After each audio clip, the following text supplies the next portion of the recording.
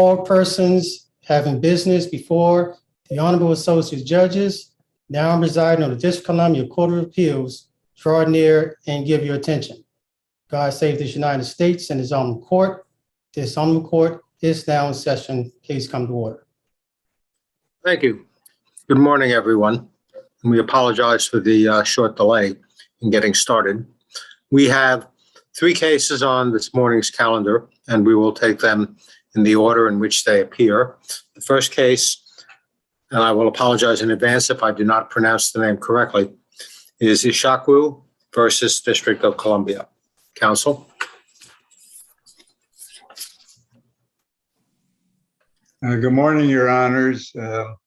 My name is Stephen Kahn on behalf of Appellant Ms. ISHAKWUE.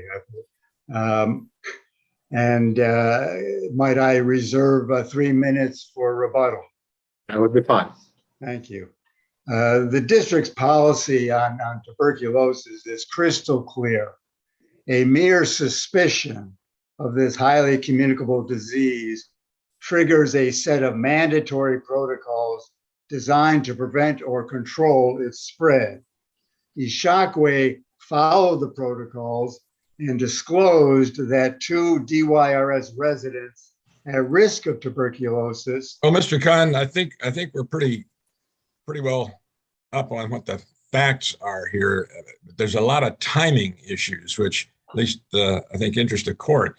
And it would just be helpful to put this in context here. Let us know what are the respective dates that, on the one hand, the protected disclosures were made, and on the other hand, when appellant was fired, because you make a big point is made by the government, at least some of the disclosures or the principal disclosure took place after the firing. So could you put us in that context? Certainly, Your Honor. The principal disclosure, which I refer to as the first disclosure, occurred on December 26, 2015. How about the second one? The second disclosure was on January 11. Now, the district maintains that the decision to fire ISHAKWUE was made on January 8.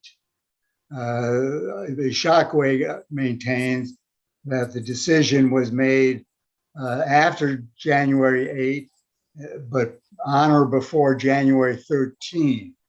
On January 13, the district submitted to Human Resources a recommendation to fire ISHAKWUE, so that the decision came sometime between January 8 and January 13. Well, what is the legal basis for the decision? Is it when it was officially transmitted to the employee, or is it when a decision maker decides, I'm going to fire that person, but doesn't tell anybody until 2 days later? I mean, when is the decision that is relevant here?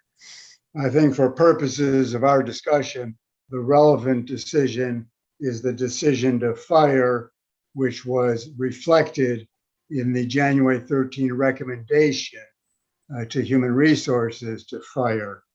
But I view the relevant date as the date of the actual decision to fire, which was either on or a day or 2 before January 13. Thank you. Thank you. Can I ask you, I do have, I guess, some factual questions about the details of your understanding of what actually happened with respect to one of the 2 patients who was at issue, and what your client knew when about that. And I guess I'm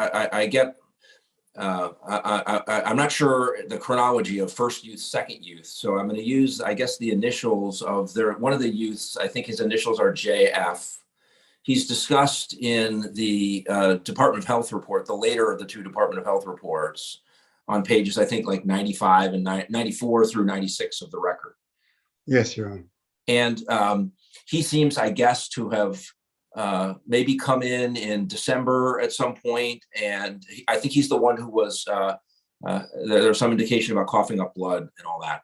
Can you just can you tell me, what's your understanding of like what happened in terms of like the timeline. So what date that Sure. person came in, what tests were administered when, how that Sure. person, then moved through the system and what results were obtained when. Can you tell me what you understand Of course, Your Honor. the circumstances to be? Of course, Your Honor. On December 23, Ms. Ishakwe was the nurse on duty, and she did an intake of this youth, who I refer to as a JF. As part of the normal intake, a so-called PPD test is administered, otherwise known as a skin tuberculin test. That was done on December 23.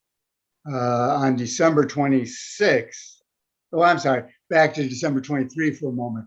The JF reported to Ms. Ishakwe that he had been coughing blood, that he had been prescribed medication for coughing blood, but had lost the medication before completing the course of treatment. 3 days later, on December 20th. And just before you go, and what so she screens him on that day. Correct. And then what happens to him? Where after that screening, where does he go physically? Does the record indicate like? Typically, he would.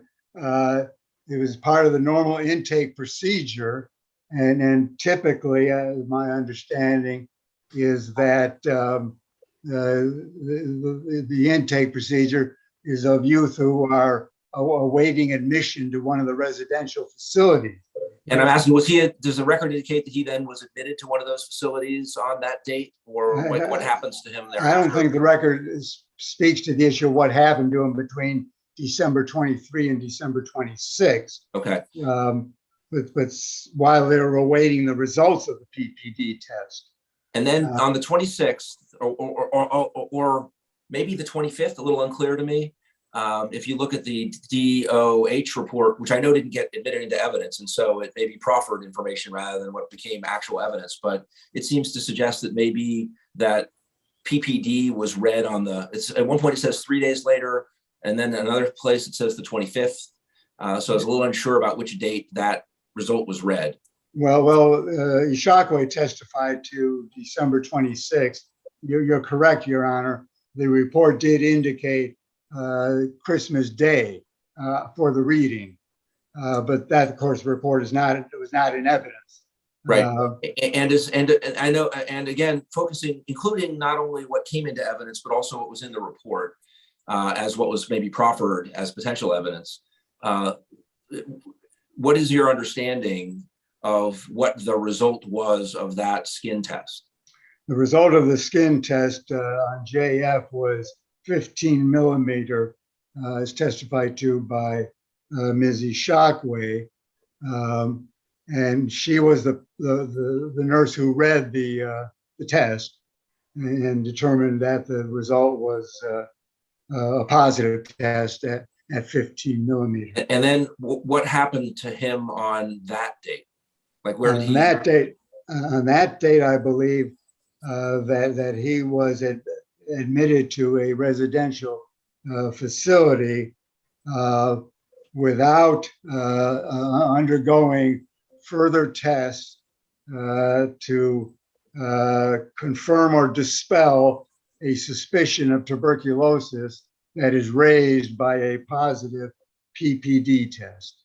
And then the report, again, the next page of that report seems to suggest that in January 10th, there was a further test on this quantiferon test. And it seems to indicate that it was, that the result of that test was positive. Is that right? Am I recalling that correctly? Well, on the second youth, when you say second youth, are you still talking about JF or are you talking about some different? No, I'm talking about a different youth. JF was in December, and his circumstances were. I see. So that page 95 is shifting over to a different youth whose initials are maybe not provided. Exactly, a different youth. So does the record, either your client's testimony or the reports you were trying to get in, so including both evidence and what you were trying to get in through the reports, does the record indicate what happened to the youth who had a 15 millimeter. He was admitted, but was there any follow-up of any kind that you're aware of?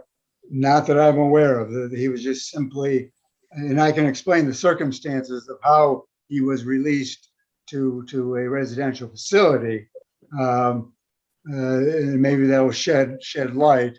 On December 26th, I'm sorry, on December 23, when the initial intake was done, there was a conversation that took place between the nurse practitioner on duty and Dr. Ballard. After Ms. ISHAKWUE completed her intake procedures and listened to a report of coughing blood and a report about losing the medication, she shared the information with the nurse practitioner on duty, which is the next higher nurse, who then spoke to the patient for a short while and then called Dr. Ballard and indicated to Dr. Ballard the information that she had learned from Ms. ISHAKWUE, but informed Dr. Ballard that the patient seemed fine, that there was no current fever, that there had not been a weight loss. So the determination was made in the phone call between Dr. Ballard and the nurse practitioner that JF could be admitted to a residential facility, which I assume is what happened. So here's where I get confused about what you're just saying. I follow what you said, but back on which information relates to which youth in the second of the DOH reports, which again is in the appendix at 94, 95. If you go over to 95, it seems like it then wraps back around to the circumstances of JF, the first youth. And it talks about, starting in the middle of that page, December 23rd, and there's the stuff about coughing up blood and all that. And then it seems to say he was transferred to regular housing on the 23rd. And I thought this again was JF. It's referring to him by the last name that starts with F. And then it goes on and it says on the 25th, there's the reading. And this says by R. Deloney, who I think would not be Ms. ISHAKWUE. So I was a little puzzled about that. And I know there's uncertainty about the date. And then it says a quantiferon test was ordered and drawn on the same day. On the 29th, it was noted as positive. The youth was sent to CNMC adolescent unit with positive results for evaluation and treatment. Is that all JF, the same youth? No. Well, part of it is, I'm now looking at page 95 of the appendix at the top, the first paragraph. And in the first paragraph. Yeah, I'm now for sure. There's a period when it wraps around to the second youth. But then in the middle of the page, exactly, on December 23rd, it seems like they're back talking about JF and exactly relating to him. Exactly. They're back talking about JF. And then in the report, they're indicating that there's no evidence that he was evaluated further for his cough, nor. Well, right. But I mean, if in the penultimate paragraph on that page, it seems to suggest he was evaluated in the sense of he was given this test on the 23rd, came back on the 25th or 26th. It had a 15 millimeter result. According to this, people gave him a quantiferon test, which was positive, and he was sent off to be treated, for potential treatment to CNMC adolescent unit. And I guess part of the reason I ask these questions is I didn't really see in your brief much discussion of this aspect of this report or much argument about why this aspect of the report might have been relevant to the jury. And so I'm a little puzzled. I thought your argument seemed mostly to be about these reports. If you read them, the people who wrote the report say, look, what happened here was wrong. It shouldn't have happened. So it supports the reasonableness of your client's concerns. And I didn't so much see evaluative material like that, but what I do see is information that seems to, that spins out over time. And it's a little unclear to me how much of this your client knew, but that does seem to suggest that there were objective reasons to be concerned about TB relative to JF not all of which really seem to have been really highlighted in your brief or necessarily so clearly presented to the trial court. So can you help me with Sure. Well, that set of concerns? I think you're right, Your Honor. The material was not highlighted because it was not in evidence, and the briefing was based upon what was in evidence and what ISHAKWUE did in fact know at the time of the disclosure. And part of what you've described in the report that was prepared by the investigator after the fact was not necessarily known to ISHAKWUE at the time of the disclosure. Now, she did know three important facts. She knew that that JF had reported cough and blood. She knew that JF had been prescribed medication for cough and blood, which he had lost before completing the course of treatment.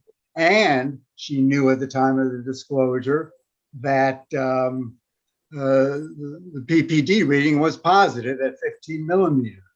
Now, much of the report of Brooks that we've been discussing corroborates the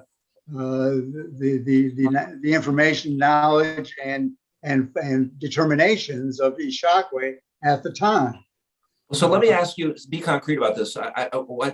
I had the impression that it was kind of a disputed matter at trial, whether the result of the PPD test for JF was positive or was not. Well, and it seems like this report, if it was admissible for this purpose, would have corroborated your client's view on that, and maybe contradicted some of the district's testimony on that.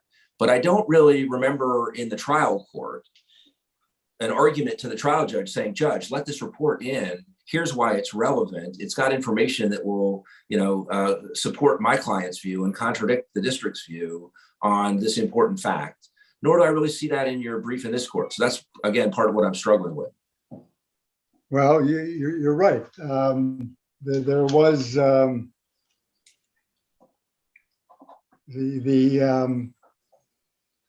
focus of the brief and the focus of our presentation at trial was based on evidence that we knew would be admissible. And I think the focus of the determination of whether ISHAKWUE's belief was reasonable is based on what she knew at the time of the disclosure.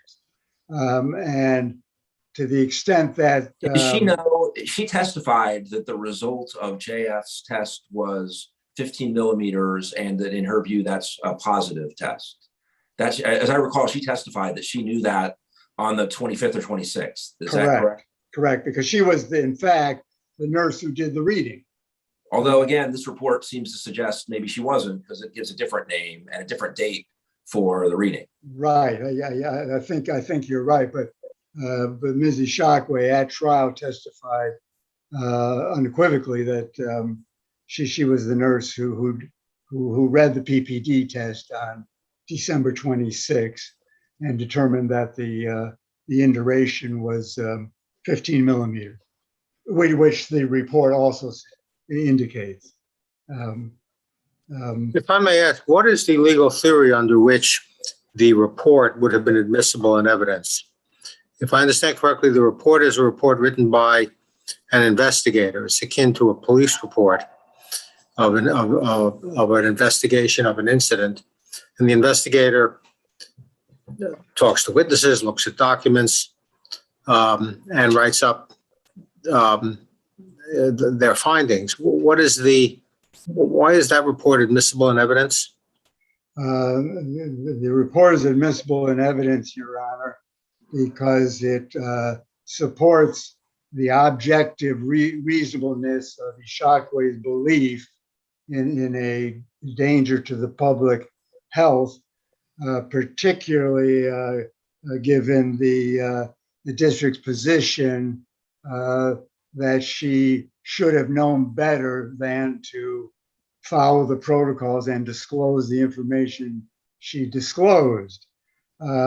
we Mr. Khan, have. I think, Well, go ahead, Judge, please. well, I was following up your question. I think you're answering about why you think it was relevant, but I thought Judge Glickman's question was more about, seems like it might be hearsay. What rules, how would it be admissible under what hearsay exception or other?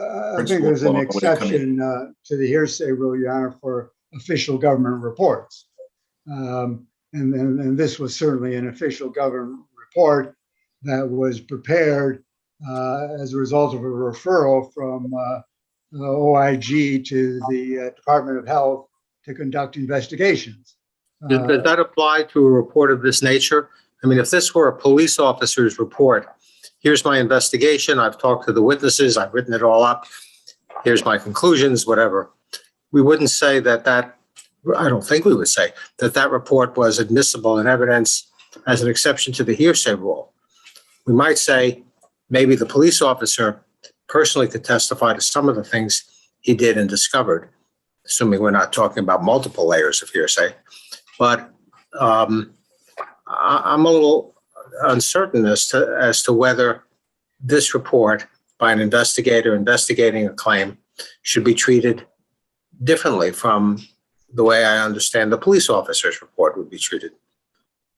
Well, my view, Your Honor, this should be treated simply as an official government report as part of an investigation that OIG authorized of Ms. ISHAKWUE's complaints.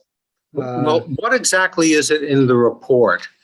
The investigator who writes this report is simply gathering information. He's not a doctor, is that right? He is not a doctor.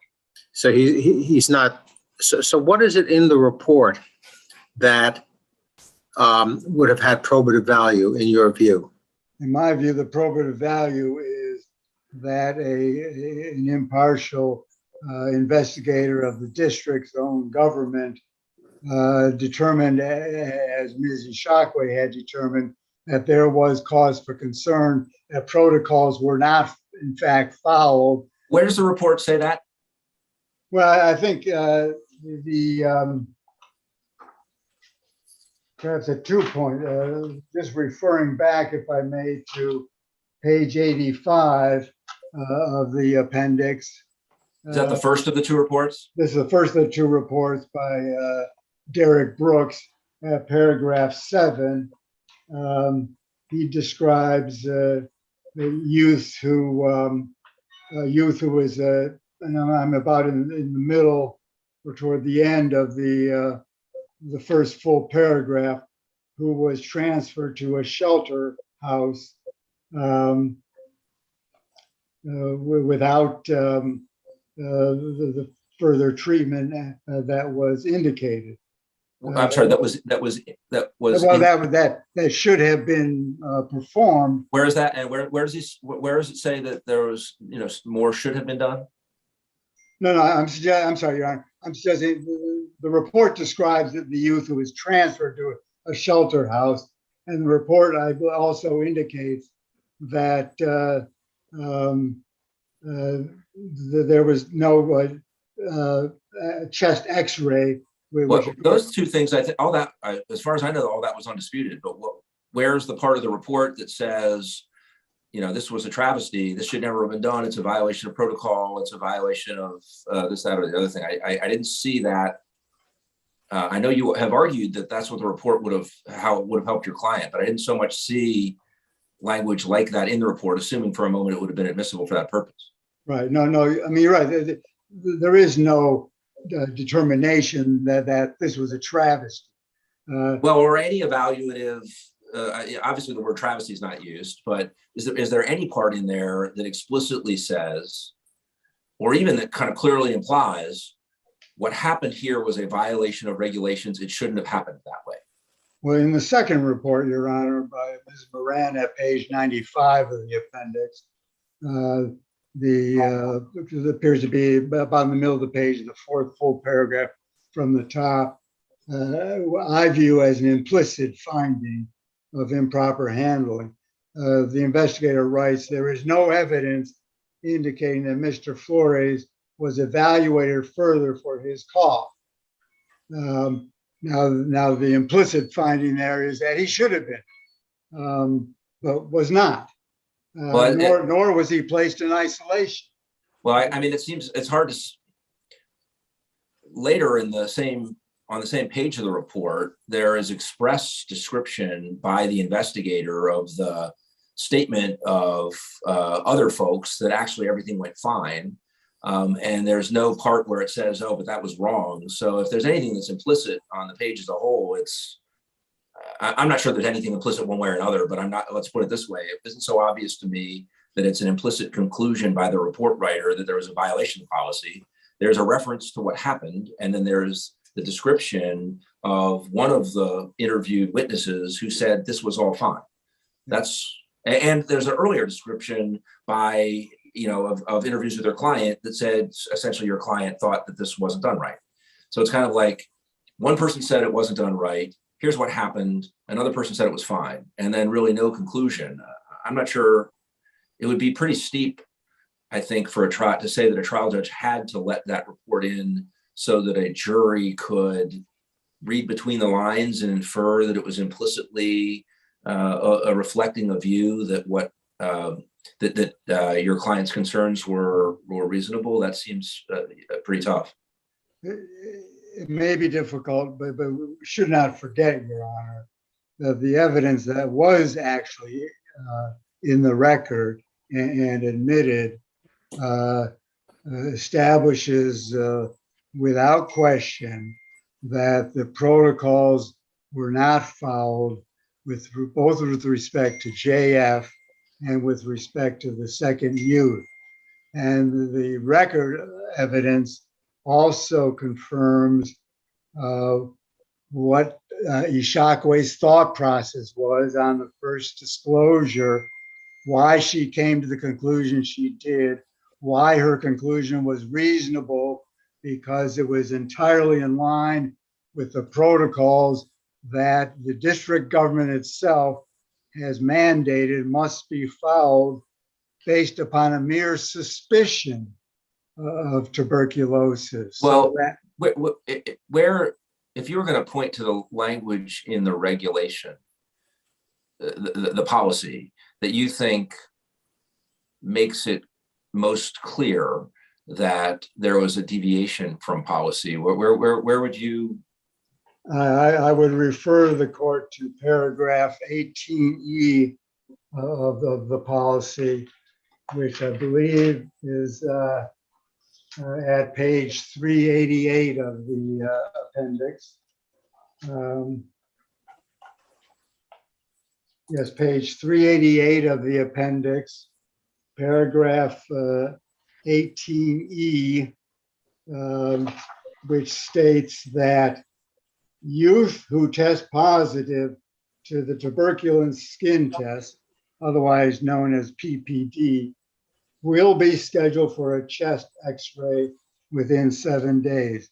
Now, neither JF nor certainly the second youth was scheduled for a chest x-ray, even though they had positive PPD readings. And the second part of paragraph 18E, if the youth is symptomatic for tuberculosis, she will be isolated until tuberculosis is ruled out. I would argue that with respect to JF, there was more than a suspicion of tuberculosis. There was a reported coughing of blood and a prescription of medicine for coughing blood. And in paragraph 15C of the policy at page 383 of the infection control policy, a number of symptoms of tuberculosis are identified. I mean, you make a good argument, and if I'd been a juror, I might well have agreed that there was enough here for your client to have had a reasonable concern. But there was some contrary evidence, including there was testimony that there might have been a different explanation for the coughing of blood because the JF had been in some kind of a physical altercation or been beaten.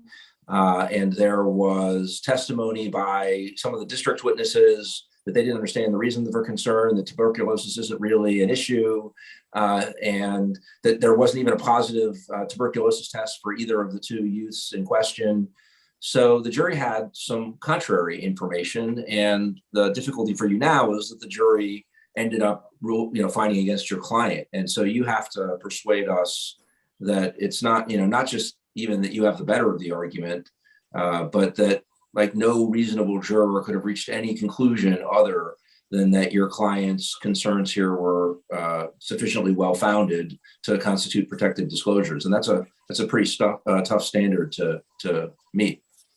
I think no jury could have rationally found that the information provided by ISHAKWUE was not protected. The district says that never mind about the policy. Tuberculosis is encountered only infrequently. The symptom of coughing blood could be consistent with bronchitis, but none of that can matter because the district has already declared as a matter of policy that the mere suspicion of tuberculosis is enough. So the district can't. I mean, well, you say mere suspicion. That phrase isn't in the policy.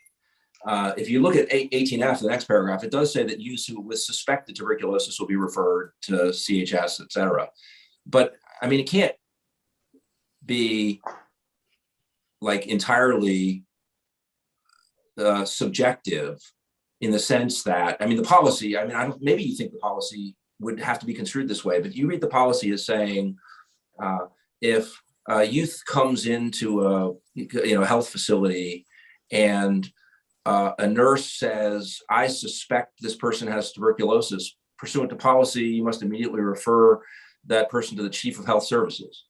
And the nurse's supervisor says, well, like, why do you suspect that? And the nurse says, well, it's just a hunch. I don't know, but I do suspect it. I'm not really sure why. I just think, that's my guess. Well, the policy requires transfer because there is a person who subjectively suspects tuberculosis, or you think the policy would be read to mean like with reasonably suspected? And then that wraps you back around to, was the suspicion reasonable here or not? I think the suspicion is raised under the policy by a positive PPD reading. And if there is a positive PPD reading, as there was for both JF and the second youth. Well, that's factually disputed. With respect to I don't think it is, Your Honor. I don't think it is. I think. Well, hold on, counsel, just to make clear my question. Okay, I'm sorry. With respect to the second youth, I thought it was the test was 12 millimeters, and there was some evidence that that's not really a positive test necessarily. With respect to the first, I thought there was testimony, whether it's accurate or not, I'm not sure, but I thought there was testimony from the district that there was, there also wasn't a positive test for him. Now, what the basis for that testimony was a little murky to me, but I thought there was there was in fact a contest at trial about whether either of the two folks ever tested positive for TB. Am I misunderstanding what was disputed, or? I think you are. On the first disclosure with JF, Your Honor, I do not believe there was a dispute about the positive reading at 15 millimeter in duration. As to the second youth, who came in at 12 millimeter in duration, Dr. Ballard testified at trial that in our population, he said, 10 millimeters is the cutoff. In healthy kids, 15 millimeters. Now, our population refers to DYRS residents who live in a group setting, not unlike a prison. And I think the court can take judicial notice that of an NIH fact sheet that I would request that I be permitted to submit to the court post-argument, that says that in a group living setting, like a prison or nursing home, the trigger for positive reading is 10 millimeters. Anything at 10 millimeter or above constitutes a positive reading. Now, in a healthy non-group living setting, the threshold may be higher. It may, in fact, be at, according to Dr. Ballard, 15 millimeters. But Dr. Ballard himself testified, and I can point the court to his testimony. He himself testified that in our population, the standard is 10 millimeters, and as he had testified also at deposition. A little hard for us to take judicial notice, I would think, for purpose. If the issue is, could a reasonable juror have found against your client on an issue, and you would like the Court of Appeals to take judicial notice of evidence that bears on that question, that's a pretty tough procedural request, because wouldn't we normally consider the reasonableness of what the jury did based on the evidence that the jury had in front of it, rather than evidence that a party later on appeal thought it might have been helpful for the jury to know? No, I guess that's not what I was suggesting. I was suggesting that the testimony in the record by Supervisor Jackson, she says that 12 millimeter triggers a need for a chest x-ray to rule tuberculosis in or out. Ballard himself at trial said, this at page 278 of the appendix at 64, he testified, in our population, we use 10, and in some kids, we use 15. Now, our population is a reference to a group living setting. And I mentioned the NIH fact sheet only as further support or corroboration of Ballard's own testimony about what our population entails and what the consequences are in a group living setting like a prison, which DYRS facilities are like. So I think what we're faced with, Your Honors, is a jury verdict that is simply not supported by enough evidence, because there is a conflict between the oral testimony offered by the district witnesses for trial purposes and contemporaneous documents generated by the very witness who testified just to the opposite at trial, that there was concern, that there was a positive PPD, that there should have been further testing, that treatment for latent tuberculosis should have been given.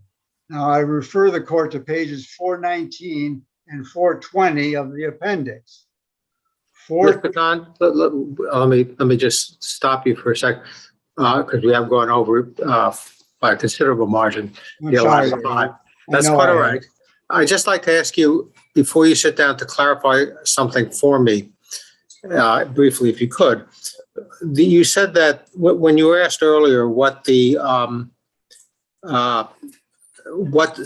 specifically the protected disclosures were made, you said the first protected disclosure was on December 26th. What specifically was said by whom to whom on December 26th are you characterizing as the first protected disclosure, please? Sure. On December 26th, ISHAKWUE disclosed to Supervisor Jackson that a youth whom she had screened on December 23 had reported coughing blood, had reported that he had been prescribed medication for coughing blood that he had lost before completing the course of treatment, and that his PPD came in at 15 millimeter in duration. That was what ISHAKWUE disclosed to Supervisor Jackson on And you think that report by a subordinate to a superior of a particular youth's medical test results and condition is itself a protected disclosure within the meaning of the Whistleblower Act? I do, Your Honor. Rather than simply, this is how the process works. We report data, it goes up the chain, we evaluate it. It's not like she's reporting, I'm making a disclosure that somebody did something improper here. Well, yes, Or complaining. I should have added that part of the disclosure also was, and that he had been discharged. In other words, released back into the general community, the residential facilities. That was what was improper. Did she claim that it was improper at that time? I don't think she used the magic word, this was improper, but what she said must have reasonably been understood to have alleged impropriety based upon a failure to follow protocol. And Dr. Ballard, did she cite the protocol in her statement? in her statement to Supervisor Jackson? Yeah, well, that's the one you're calling a protected disclosure. I can't say, Your Honor, that the record indicates that she referred Supervisor Jackson to the policy itself. But Dr. Ballard, 3 days after the disclosure, sent an email, which is at page 419 of the appendix, which reflects his view that there was improper handling of the JF, the first youth. It sounds like he made a protected disclosure, but I just wanted to be sure I understood what you were claiming the protected disclosure was. Well, let us hear from counsel for the government, and then we'll give you a few minutes to rebuttal. Thank you, Your Honor. Good morning, Your Honors. Ethan Fallon for the District of Columbia, and may it please the court. I think that the conversation that we've had so far today just goes to show that the inferences that the jury considered from the facts that were available and that ultimately determined that no protected disclosures were made under the WPA just goes to show that it is a very difficult standard to meet here that appellant is suggesting to us today. And so with all the evidence that we have here, the jury did conclude that Mrs. ISHAKWUE's communications did not amount to any protected disclosures. And so just failing to meet this. What was the theory under which they did not amount to a protected disclosure? She's saying, in effect, I'm disclosing some important information here to my superiors. And it was reasonable for me to think it was important. And she's claiming that she was terminated as a result of having done that and a second protected disclosure. Now, what is the theory under which that information was not protected? So, Your Honor, the WPA defines a protected disclosure as any disclosure of information that the employee reasonably believes evidences a substantial and specific danger to the public health and safety. And as this court held in WINSLOE, that belief must be both sincere and objectively reasonable. So taking the evidence in the light most favorable to the district here, the jury was certainly permitted to conclude that ISHAKWUE's belief as to the two youths having TB were not objectively reasonable and did not meet this substantial and specific danger requirement under the WPA. Could you explain, with respect to first of all, with respect to the youth whose initials are JF, was it disputed at trial? Is it disputed now that he had a PPD result of 15 millimeters? Yes, Your Honor. So the only admitted evidence in the record here is Nurse ISHAKWUE's testimony that at some point there was a 15 millimeter reaction. It's unclear on the timing, even looking at her testimony, when that was, but there's nothing else in the record to show that in fact was the reaction. Was that part of my question, which was compound, I recognize, was that disputed at trial? Did the district say at trial, not true, or jury don't credit that, that there was never a positive result? Was there any evidence on the district side or argument on the district side that with respect to that youth, there was not a positive result? So, Your Honor, I think at closing arguments, the district used Dr. Bellard's sort of explanation on what happened in his discussions with the nurse on duty, as well to sort of determine the best care for this first youth. And so under his view, there was no need to take any of these additional steps. Sure, that I doesn't strike me as an exact answer to my question. The exact question is, did the district argue in the trial court to the judge, to the jury, with respect to JF, in fact, there was no positive test? Your Honor, the district did present to the jury that he ultimately did not test positive for TB. We use the word ultimately. Yes, sir. It is unclear whether or not specifically whether Nurse ISHAKWUE's claim that there was a 15 millimeter reaction on a certain date, whether or not that was explicitly contested below. What was the when you said there was evidence, and this is why I thought it was disputed in the trial court. I had the recollection that Dr. Bellard, if I'm pronouncing his name correctly, had said neither youth tested positive for TB, that there was testimony to that effect. Am I recalling that accurately or misrecollecting that? Yes, Your Honor, that is correct. Dr. Bellard did mention that both youths ultimately tested negative for TB, and so part of that was Dr. Bellard's term. When you use the word ultimately, is that in his testimony or is that your addition? The term ultimately is my addition, Your Honor. Let me see if I understand something about what the facts are. The youth comes in for his initial interview. He tells Ms. ISHAKWUE, if I understand correctly, that he's been coughing up blood. So far, is that correct? Yes, that he had cough. Okay, and that's like December 23rd. And Ms. ISHAKWUE, is it correct that Ms. ISHAKWUE is the person who arranges for the skin test, the PPD test? Yes, the intake nurse on duty was. Okay. Who administers the PPD test to him?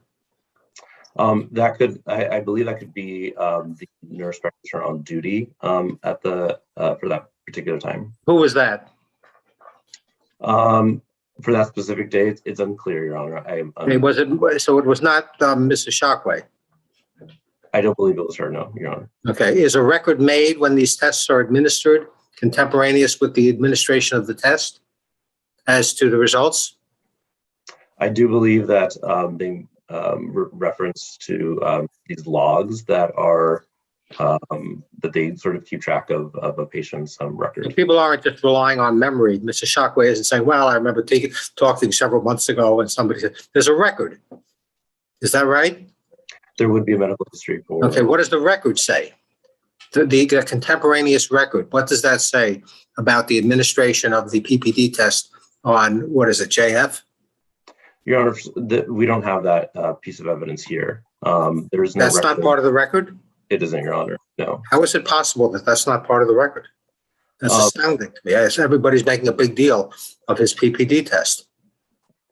You're right, Your Honor. It makes things a little more. How did Ms. ISHAKWUE at trial enter evidence present any evidence that the PPD test was whatever it was, 15 millimeters or what? She just testified? Yes, Your Honor. She based it on her own testimony. What was she relying on? Her memory, Your Honor. And of course, this is her burden as All right. here to So produce the evidence. So you would agree, I take it, that on December, let's call it December 23rd, if a patient came in, said, I've been coughing up blood, and had a PPD test of 15 millimeters, it would be, everybody would agree that it's reasonable to think that's a serious matter that should not be just ignored, right?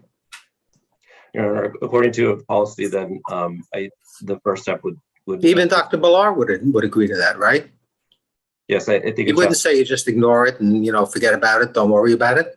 So how could, if that's true, how could it be said that Nurse ISHAKWUE's report of those facts was unreasonable in some sense? Was not a reasonable, that she was not raising a reasonable, an objectively reasonable as well as a subjectively believed concern about health and safety. Sure, Your Honor. So I have two responses to that. First, the initial sort of intake of this first youth, Nurse ISHAKWUE or anyone else didn't have the benefit of having any results from further testing. So at that time, there was only the report by the youth himself that he had previously coughed up blood. And so without anything more, I don't think it is reasonable to believe that tuberculosis was the likely diagnosis for this individual. Well, you have likely, where in the policy, for example, is likely the standard? No, Your Honor. So in the policy itself, it's sort of broken up into two different parts. The first part states that if an individual tests positive on the PPD test, that a chest X-ray should be ordered within 7 days. And then the second aspect of the policy is that if an individual is exhibiting tuberculosis symptoms, that he or she should be quarantined. And so that's sort of admittedly, there's a bit of a judgment call as to this. Is coughing up blood a symptom? Yes, Your Honor, it is a potential symptom of TB, as well as many other conditions. So why wasn't JF quarantined? Because given all the other information that was available to Nurse ISHAKWUE and the medical professionals there that day, it was unreasonable to believe that was the likely diagnosis for this individual. Even though the skin test, even if the skin test was 15 millimeters, is there some sort of alternative explanation besides tuberculosis that leaps to mind for 15 millimeter positive skin tests?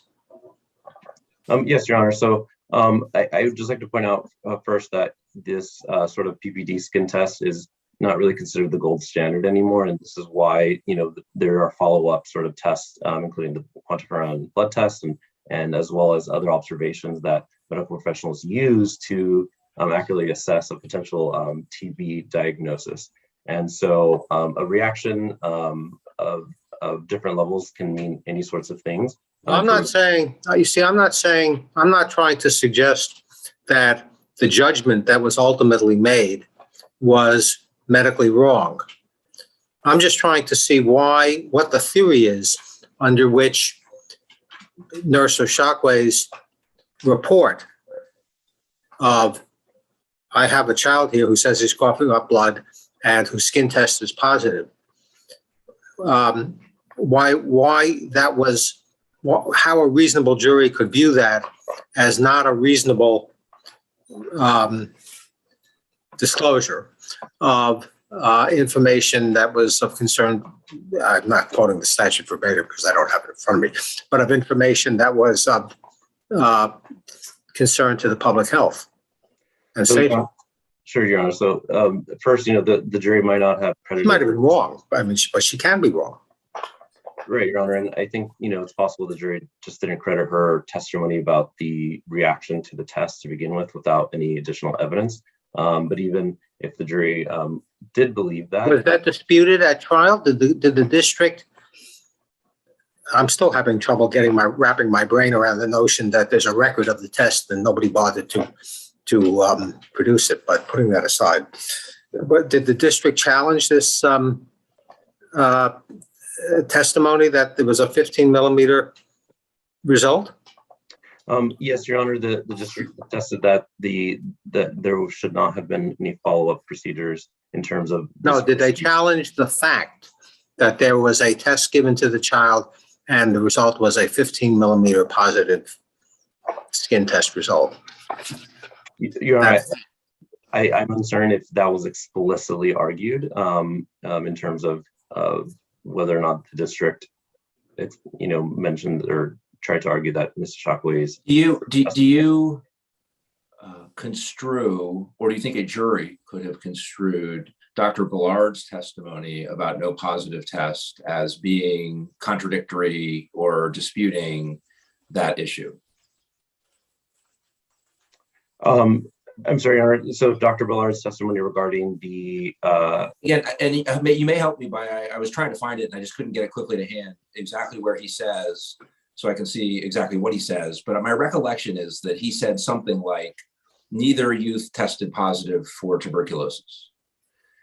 Is that correct that there's some testimony like that in the record by Dr. Ballard, or am I misrecalling that? No, you're correct, Your Honor. And do you know where that is in the record? Do you know where that is in the record? I believe so. He discusses the follow-up regarding the first youth at J275. The initial email between him and Nurse Jackson started at J245. And so if he said neither youth tested positive, at least it seems like at least arguably that is contesting whether Ms. Ishakwe's testimony that JF did test at 15 millimeters was correct. Now it's ambiguous because maybe there was some murkiness about what numbers equal positive in what circumstances. And so it's possible what he meant was, I'm not saying that his number was other than 15. I'm just saying I don't think that's positive. So that's another possible construction, I guess. But right, Your Honor, I think Your Honor is right to, it's a little murky and a little unclear exactly. And of course, it was the jury's province here to sort of credit the testimonies and to figure out what actually happened here. And I would also just like to note that the determination that these youths did not have tuberculosis isn't necessarily tied to the PPD tests directly that are initially given. So that sort of initial test is customary when any child is admitted into a facility. And so a positive test can usually just mean some sort of exposure to TB at some point. And so the distinction between latent TB and active TB is really important here, as Dr. Ballard's testimony explained to the jury. And so, this sort of initial. I'm not sure I understand that testimony. Is the idea that people who merely have latent TB, not to worry, put them in general population, no big deal? No, Your Honor, I wouldn't go that far. I think with other pieces of information that can be gathered from the particular youth would be necessary. So, for example, someone who has active tuberculosis would look quite ill, would have sort of a history of night sweats, cold sweats, recent loss of weight, all sorts of, Right, so it wasn't active in that sense. Does latent tuberculosis ever become active tuberculosis? Your Honor, I'm uncertain about the medical precision on that question. I mean, you have to believe that that's likely. I don't know, though. I'm not a doctor. This youth said he'd been given medicine for his coughing up blood. Is there anything in the record about what that medicine was, or who gave it to him, or why it was prescribed? No, Your Honor. Nobody investigated that? There's nothing in admitted evidence. We do have a little bit of information from that report that wasn't admitted that seems to suggest that it was based on sort of an interaction he had with a violent encounter. And so that he was sustained. Did the investigator investigate that, or is that simply something the investigator surmised or was told, or Yes, what's the story on that? So the investigator would have been told that information directly. And Would have been? What do you mean would have been? So sorry for not clarifying. So the investigator would both get information directly from an individual and also might ask questions as well. Did the investigator talk to JF, talk to the youth, JF? I don't believe that's in the record, Your Honor. I didn't see anything that seemed to suggest any direct contact. The report says 15 millimeters for JF. Where did the report get that information from? That's a good question, Your Honor. It's unclear. I think, you know, as I mentioned, it's possible that the investigator was given that information by Nurse ISHAKWUE, or perhaps a follow-up conversation that he or she may have had with other members of the team. Not to keep pressing you, one further question, if I may. I take it that you agree that the claimed first protected disclosure was on or about December 26th. Is that right? Your Honor, it's a little unclear exactly when that initial disclosure was, because Nurse ISHAKWUE thought that the youth should have sort of been isolated immediately once she discovered that he had reported coughing up blood, and discussed what to do with the youth with her supervisor. So I think the exact timing is unclear here. Well, Mr. Khan said that when I asked to nail this down, he said that the first protected disclosure was when Nurse ISHAKWUE talked to what is it, Nurse Jackson, I think is her name, if I remember correctly, the nurse practitioner, and that was on December 26th. Is that your understanding of what was claimed as the first protected disclosure?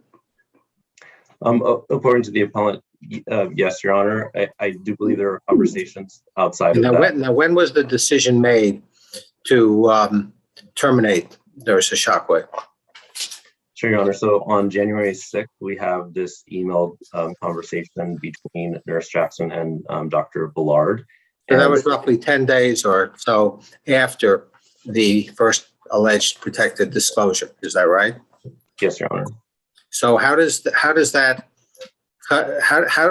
government manage to argue in its brief that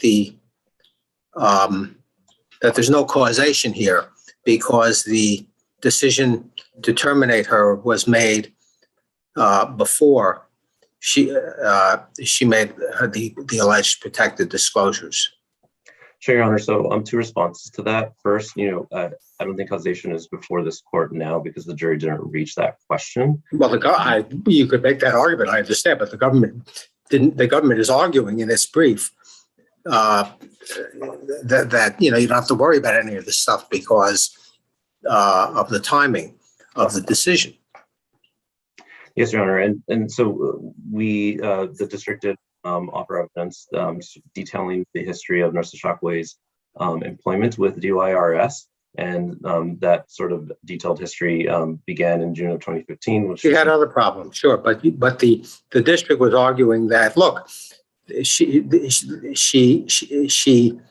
decision was not made to terminate her until, or rather, it was made before the protected disclosures. But you've just told me that's not, well, before the claim, you don't agree they're protected, but the claim protected disclosures.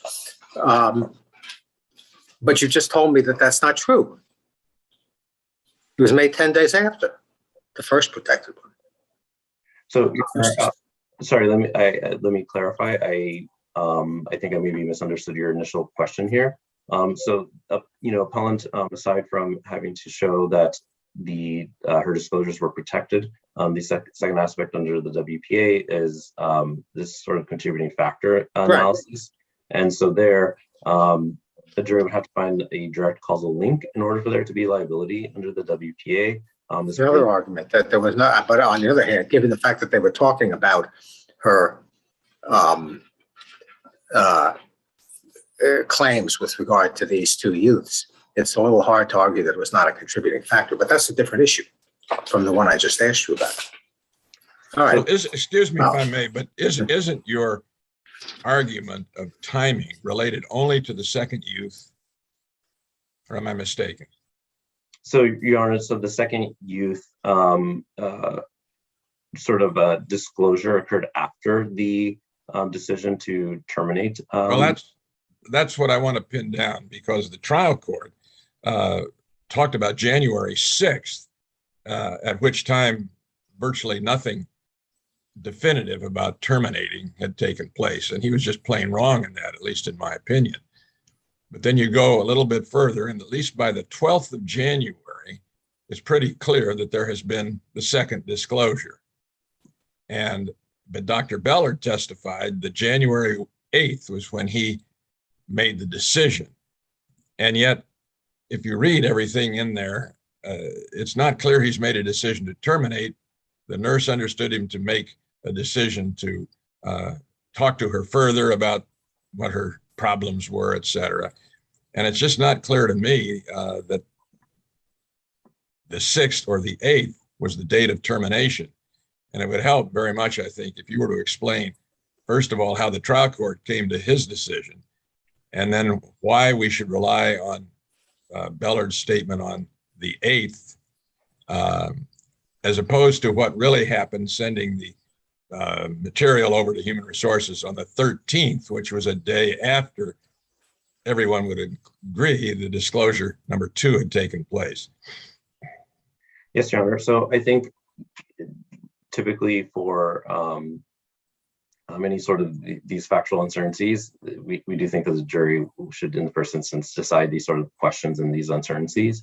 But I think the lower court's sort of discussion on this just gave credence to that the initiation of Nurse ISHAKWUE's termination, which began on January 6th, when Dr. Bellard asked Nurse Jackson to keep an eye out for the date in which her 1-year mark would hit.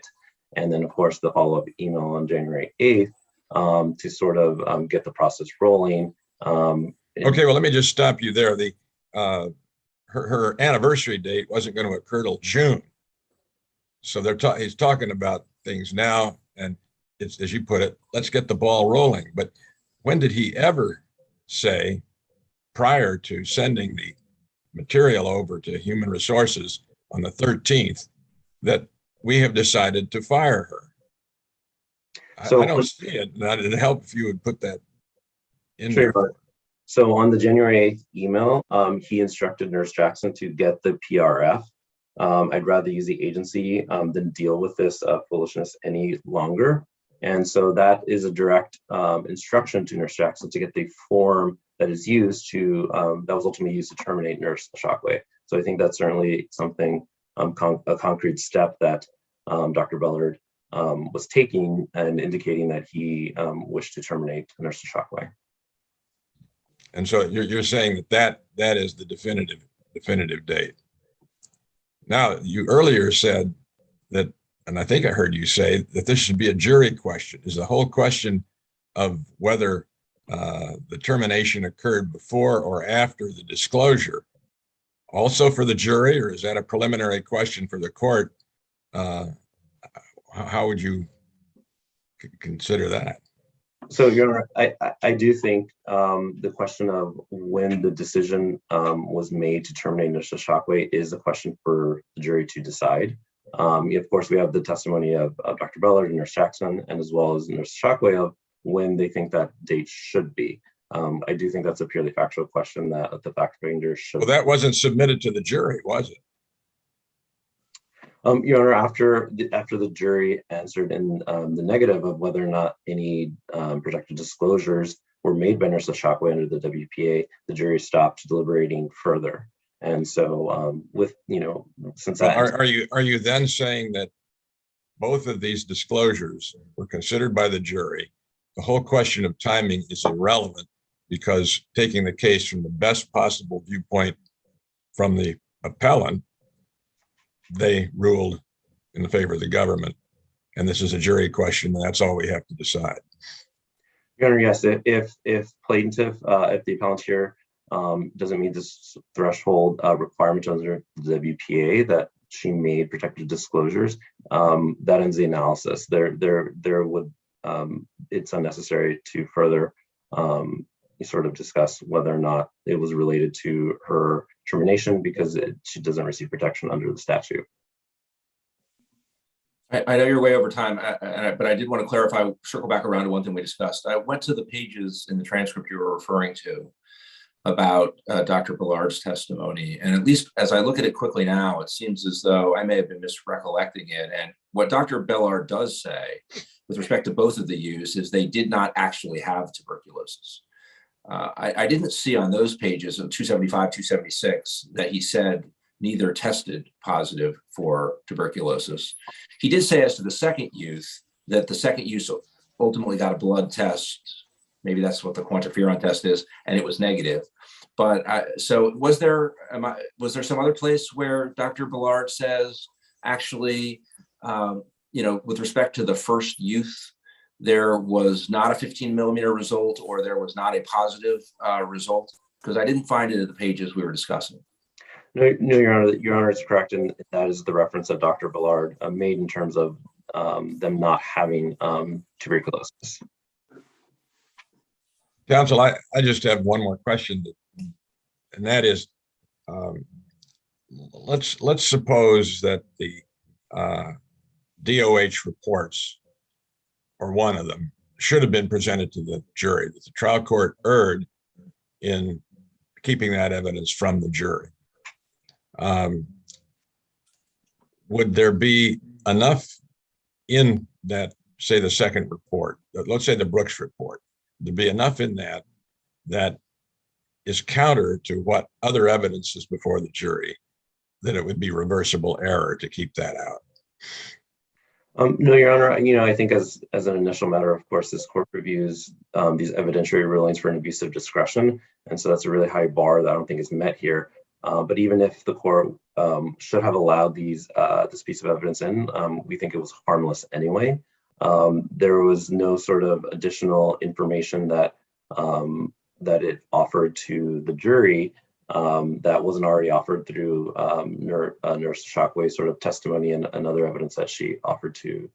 So you're saying that the investigator did not elicit any information counter to what Dr. Billard testified, for example, that the jury would have paid attention to?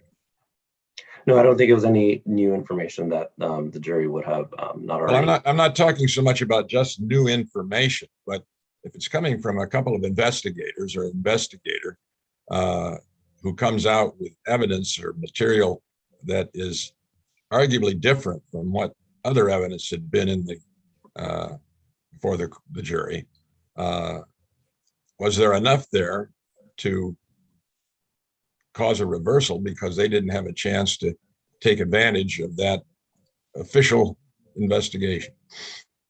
No, Your Honor, I don't think there's enough there. The majority of these reports had nothing to do with the issues that are discussed in this case at all. It had to do with sort of medications and things that are no longer relevant here.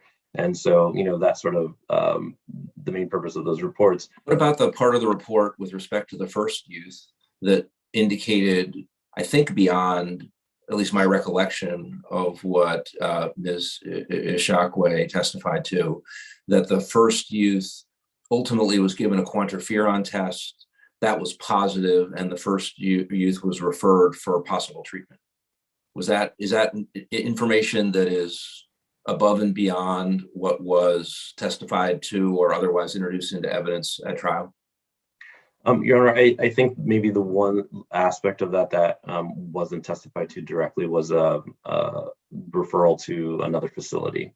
Was there a positive quantiferon test in evidence? I do believe Nurse Ishakwe did testify that to that subsequent test that was given to the youth. And do you agree that evidence would, if it had been properly admitted, would be relevant Your Honor, I think that if that evidence was sort of directly and explained further, I think that could have been relevant. I'm not sure that, without more sort of detailed information by the investigator or the report, that it would have been terribly helpful. Am I right in thinking the trial court excluded the report on the theory that it kind of was created after Ms. Ishakwe's disclosure and therefore was kind of logically irrelevant for temporal reasons? I think that was part of it, Your Honor, in the sense that she couldn't have been terminated based on a report that occurred after her termination. But the other aspect of this too is that the district argued that there would be sort of prejudice as well if these reports were allowed in, aside from whether or not they were probative of what the appellant was trying to do here. And of course, these are long, complicated reports, and so whether or not that would have been easily managed by the jury was also a consideration. Do you Well, of think course, the reports, counsel can point out to the jury what's in the reports, the relevant portions of it. Yes, Your Honor, of course. do you think the reports could be deemed admissible, not under the hearsay exception for official reports, but as a statement by a party opponent? Your Honor, I'm not sure if that would be right on point for that, only because this was sort of produced by investigators that do receive information from the reporter here, which would have been Nurse Ishakwe initially. So I'm not entirely certain if that matches or maps on exactly on. So I think that the district would sort of. Yeah, well, that gets to the question of what's in there that's actually relevant. And I mean, I understood appellant to be arguing that the value of the report, to be arguing in her brief, that the value of the report or reports were that they supported the argument that what Ms. Ishakwe's concerns were reasonable, and that this was a serious matter. And when the investigator writes this report, what did he do with it? Who did he submit it to? Your Honor, I'm not certain what he did with this, what he or she did with this report. I know that both the DYRS and Dr. Bellard received copies of this because they discuss it, but outside of that, I'm not certain. What's the purpose of the report? To follow up on an investigation that was referred to by the Inspector General. And so. And why are they following up on it? What is the purpose for which they are doing this? Sure, Your Honor. So Nurse Ishakwe reported to the Inspector General what she viewed as sort of mishandling of steps at DUI. So everybody's looking to the Inspector General, if I understand correctly, to basically say, is there something here or not? To put it, colloquially. Yes, and what does the Inspector General say? The Inspector General What is the conclusion? The Department of Health to complete the investigation, which is the department that produced these reports. And if we look to the actual sections related to what we're talking about today, on both 85 and 95, there are no determinations or conclusions. I mean, my initial reaction was that there was nothing in the reports that was actually helpful, and that it was dubious whether they were admissible anyway. But I'm wondering if perhaps there's more to it than that.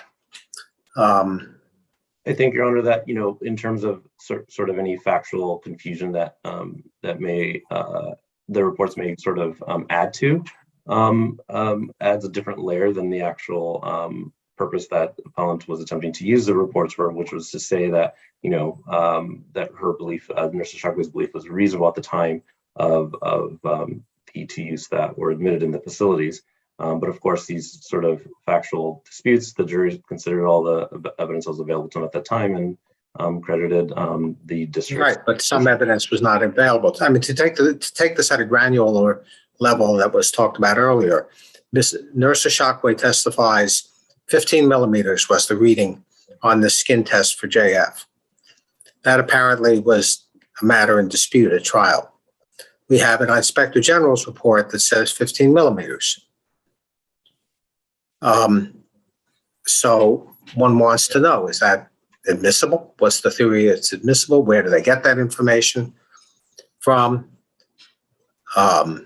It supports Nurse ISHAKWUE, and at least at face value, taking it, on its face, it supports Nurse ISHAKWUE, and it rebuts or helps rebut the district's challenge of that testimony. What's your reaction to that sort of way of looking at it? Sure, Your Honor. So I think if that piece of evidence was admitted in to show that for the first youth that there was a 15 millimeter reaction, I certainly think the district would have offered its own evidence to contest that further if that was truly not available. Well, what evidence is that? We have no indication of that, do we? When you say the district would, if they had it, how do we know that district had any other evidence that they didn't put in? Correct, Your Honor. For the hypothetical purposes, I was just suggesting that the district would have offered additional rebuttal evidence to sort of contest that if that indeed was not the case. I do think that we do see evidence within our record that even with a sort of positive reaction test to a PPD test, that doesn't necessarily meet the standard that there was a substantial and specific danger to the public health and safety. So positive reading can just mean that there is. The question is whether she reasonably and in good faith, but I don't think her good faith has been challenged, whether she reasonably viewed this information as sufficiently serious because it went to a matter of public health and safety. And I'm having a little trouble getting it pinned down how a reasonable jury could find that her perception that this is important new information and it's consistent with the policy that she cited. I'm having a little trouble getting it pinned down as to why a reasonable jury could conclude that that was unreasonable on her part. Sure, Your Honor. So I think the appropriate sort of test here is the disinterested observer test, which we saw in DUHANEY, and so sort of when we look at the lens of a disinterested observer with the knowledge of the essential facts that were available or should have been available to Nurse ISHAKWUE, and we see examples of this with other medical professionals at the facilities, and Dr. Ballard, who viewed the charts and had discussions after the fact as well. None of them believed that this either youth presented symptoms that suggested active tuberculosis or any sort of danger or risk to the population. And so we do have evidence to show that it was unreasonable for her to believe that with the information that she had, that there was any sort of danger to the public here. Okay. All right. Well, thank you. And let us hear from Mr. Khan. We'll give you just a few minutes in rebuttal. Thank you, Your Honor. I think I'm unmuted. I will try to be quick. First, following up on a question of Judge McLeese's, let me refer the court to page 419 of the appendix, the email from Dr. Ballard dated December 29, in which he writes, "Today I was contacted due to both a positive PPD and positive quantiferin on this youth. So as to JF, there is no dispute in the record that the PPD reading was positive, in the very words of Dr. Ballard. Second, in a way, that seems like it might not help you. If the theory was, well, at least the second DOH report might have corroborated your client's testimony that there were positive test results relating to the first youth. If that's an undisputed issue in the trial, then the need for that report to corroborate your client on that uncontested issue might be less critical than if it were a disputed question. We didn't need it as to that point, Your Honor. What we needed it for was to undergird and support the objective reasonableness of ISHAKWUE's belief. That was the purpose for which we sought to introduce the reports, not on a particular point of whether the PPD was positive, which it clearly was, according to Ballard himself. And Ballard, as to the second youth, testified in agreement with ISHAKWUE that the reading was 12 mm. The dispute was over whether 12 is a positive reading or not.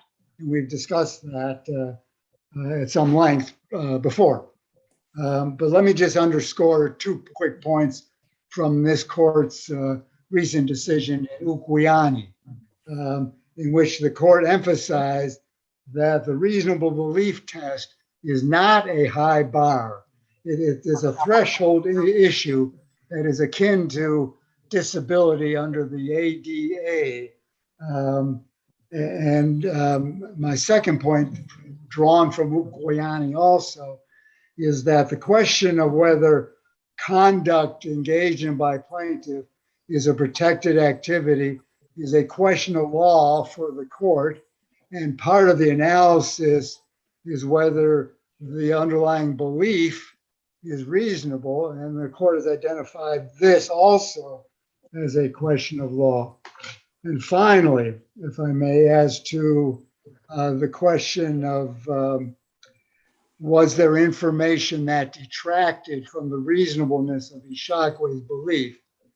The district has said only, or talked only, about the rarity of tuberculosis, the alleged consistency of a symptom of coughing blood with bronchitis, and a difference between latent and active tuberculosis, none of which matters because the district, as a matter of policy, has declared otherwise, that the suspicion of TB signified by a positive PPD reading triggers protocols that were not followed. The only, and then there is no information, certainly none that the district has presented, that conflicts or contradicts the factual underpinnings of ISHAKWUE's belief. That is the only information, had it been available or in evidence, that as a matter of law could have detracted from the reasonableness of the belief. For example, if there was information that contradicted the reported coughing of blood, if there was information that contradicted the reported prescription of medication for coughing blood that had been lost, or if there was specific information contradicting the positive PPD readings, that information would have detracted from the reasonableness of ISHAKWUE's belief, but there simply was none, or at least there was none in the record. Why does the evidence have to take that form? Well, I think it has to if the district, let me give you, if the district had called an expert witness, I know they didn't do this, but if they called an expert witness who said, the facts are exactly as Ms. ISHAKWUE says, but I'm telling you, no reasonable medical professional would have suspected tuberculosis on those facts. And here's why. There hasn't been a reported case of tuberculosis in the United States in 100 years, and everybody knows that. And whatever else an expert might have said, I'm not saying they did that, but evidence of that type seems to me would be another way of trying to say it wasn't a reasonable belief given the facts. Isn't that another way of trying to show that a belief was not reasonable? I don't think so, Your Honor, because Ms. ISHAKWUE is not a medical doctor. The reasonableness of her belief is tested by what others who are similarly situated would have believed under Zirkel's disinterested observer test. Well, it's what she would have known, or what she knew or reasonably should have known, I guess would be the exactly what she knew or reasonably should have known, right, and what the policy tells her. And that is how you measure the reasonableness of belief, along with the fact, Your Honor, that her belief at the time was shared by her medical managers. That by itself, absent evidence of contradictory information, establishes as a matter of law the objective reasonableness of her belief.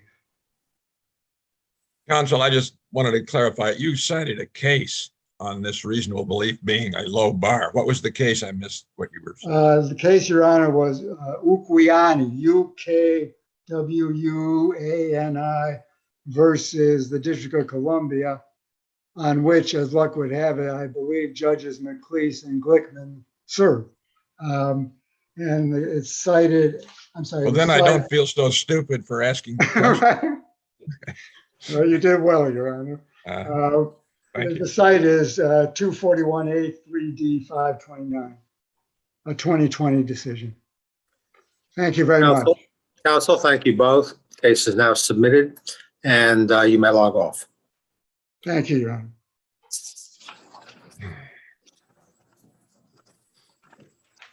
We'll call the second case on the calendar, DUHANEY versus United States.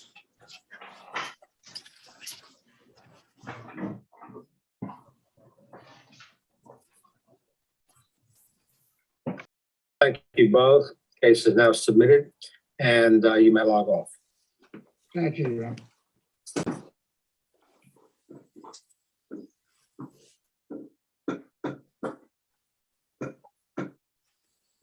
Versus United States.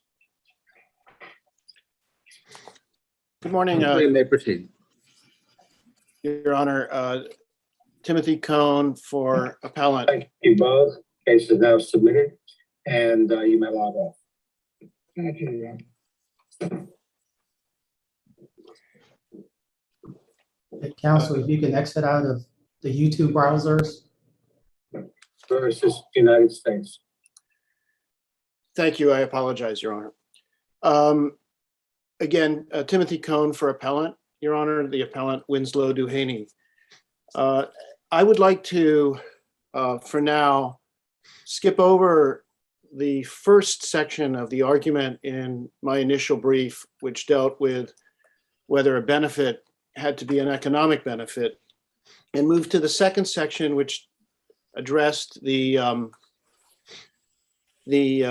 too innovative application of the DC theft law.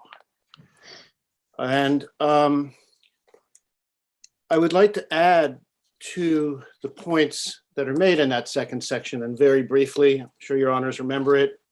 The argument there is that typically in the case law, when you're talking about theft, the defendant is keeping the property for his own benefit, or is falsely making a claim that it's his own, and that the existence of other statutes that target the deletion of a photo from a cell phone strongly indicate that this is not the way the theft statute was meant to apply. I'd like to add to that by turning to a finding of the Superior Court that the government's brief acknowledges at footnote 7, and that we also discuss in our brief, which is its conclusion that there was no intention by the defendant to permanently deprive Flores of the cell phone, or to deprive her of the cell phone for such an extended, for a period of time, I'm reading from the court's finding, for a period of time or under such circumstances as to acquire a substantial portion of its value.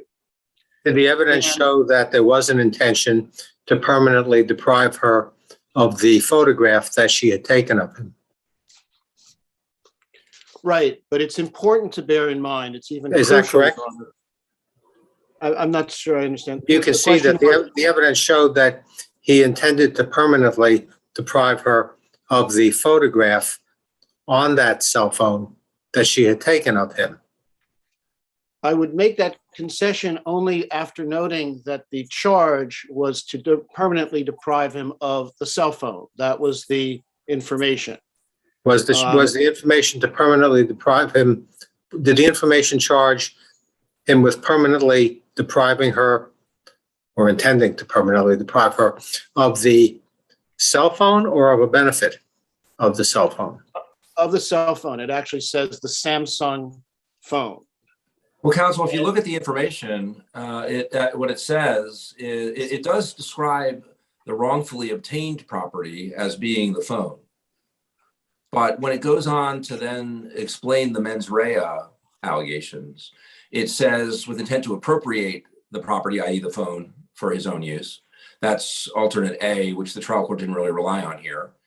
And then there's alternative B, to deprive Ms. Flores of a right to and benefit of the property.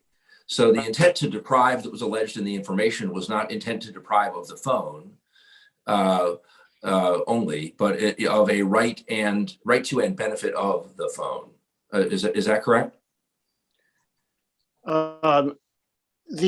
You read it correctly, Your Honor. I think in context, the information, the property that's being focused on is the Samsung phone. That's true. But the point is, with respect to intent to deprive, what's alleged was intent to deprive of a right and benefit to the phone, not intent to deprive of the phone. I agree the property is the phone all along. It's just that the intent to deprive is not of the phone simpliciter. It's of a right and benefit of the phone, a right to and benefit of the phone. Your Honor, the difficulty here is that the word deprive is defined in the DC code. And so before we even get to the benefit of the property, we need to look at what deprive is defined at.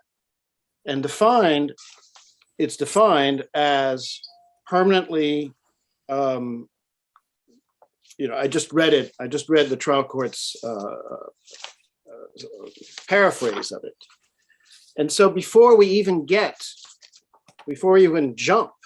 innovatively to the benefit of the phone, we need to make the determination, the court needs to make the determination whether or not there's been any deprivation here within the meaning of the statute.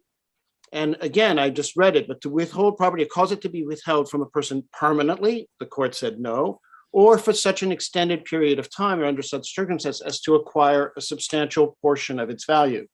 Once that determination is made, and the court here, the Superior Court did find that neither of those was established, permanently or substantial portion of the value, then it's either constitutionally too innovative under the Due Process Clause, or simply a misreading of the statute, statutorily, to go on and say, oh, yes, but there was a benefit to this property. Yeah, but there was no deprivation. So we stop there. There is no mens rea, an intent to deprive. So my answer to your question would be no. I do not concede that there was an intent to deprive of a benefit because there was no deprive. Well, my question was only about what the information alleged. So I take your point. I mean, the statute in a variety of ways is convoluted and problematic. I mean, to pick one that nobody's focused on, but the most obvious one is it defines the phrase wrongfully obtain or use. And if you look at the first of those definitions, taking or exercise control of property is wrongfully obtaining or using it. So as far as I can tell, for purposes of the theft statute, all of the possessions I have in my house, I wrongfully obtain or use, which is, not the best way to write a statute. Now, luckily, some of the absurdity in that definition gets fixed in the complications of the other requirements, like the mens rea requirements. But those two are very convoluted and difficult. And I take one of your points if I understand it, but I'm not sure where it leaves us.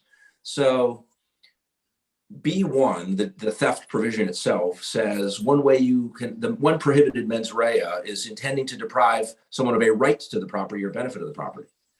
So it seems you don't have to intend to deprive somebody of the entirety of the property. It seems to contemplate something less than that. can be the relevant intent. But then when you go look at the definition of deprivation, as you point out, or deprive, it doesn't seem to have the concept of, in the same way, of kind of rights or benefits. And instead, it's to withhold the property in its entirety, apparently, or cause the property to be withheld. And so it doesn't have, it has a different way of getting into parts of the property, not focused on rights or benefits, but instead on a substantial portion of value of the property, which is different from rights and benefits. And then it's got the other odd feature of saying, it seems like the defendant has to be acquiring the substantial portion. So if you're instead denying the rightful owner of the property of the benefit, but you're not getting it yourself, then it seems like maybe you're not depriving. So that those two pieces fit together very poorly. And so I'm not quite sure how to solve that problem. Your suggestion, I'm not quite sure. Do you think what that means is the idea of like rights and benefits to property that is in the theft provision itself just kind of has to fall out of the statute because deprive is defined in a way that doesn't fit with it? Or what's your view about how we should fit together what I agree are very puzzling provisions? Right, Your Honor. And I think it's important to step back for a second here and to realize that, you know, we are on this video conference among the first perhaps to try to figure this out. And although, you know, I'm a bit flattered to be asked, what do I think of it? I think it underscores the way in which, if there's a rule of lenity here, please, let's apply it in favor of my client. Having said all that, my best shot at an answer to your question is that on the rights to property or benefit of property, is that in the way we in America and here in the District of Columbia think of property and talk about property tends to be almost always property rights.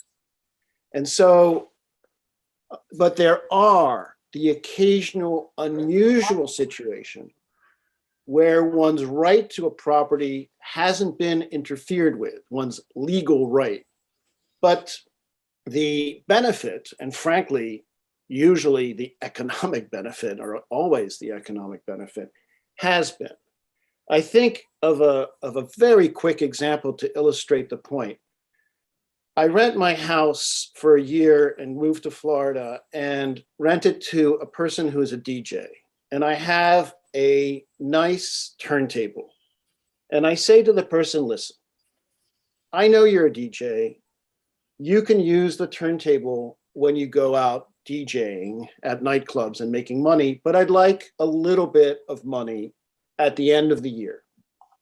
At the end of the year, I come back, my turntable's still there. I still have my right to property. It hasn't been interfered with, but the DJ does not give me the small amount of money. I say small because we have to be in second-degree theft here, that he'd promised.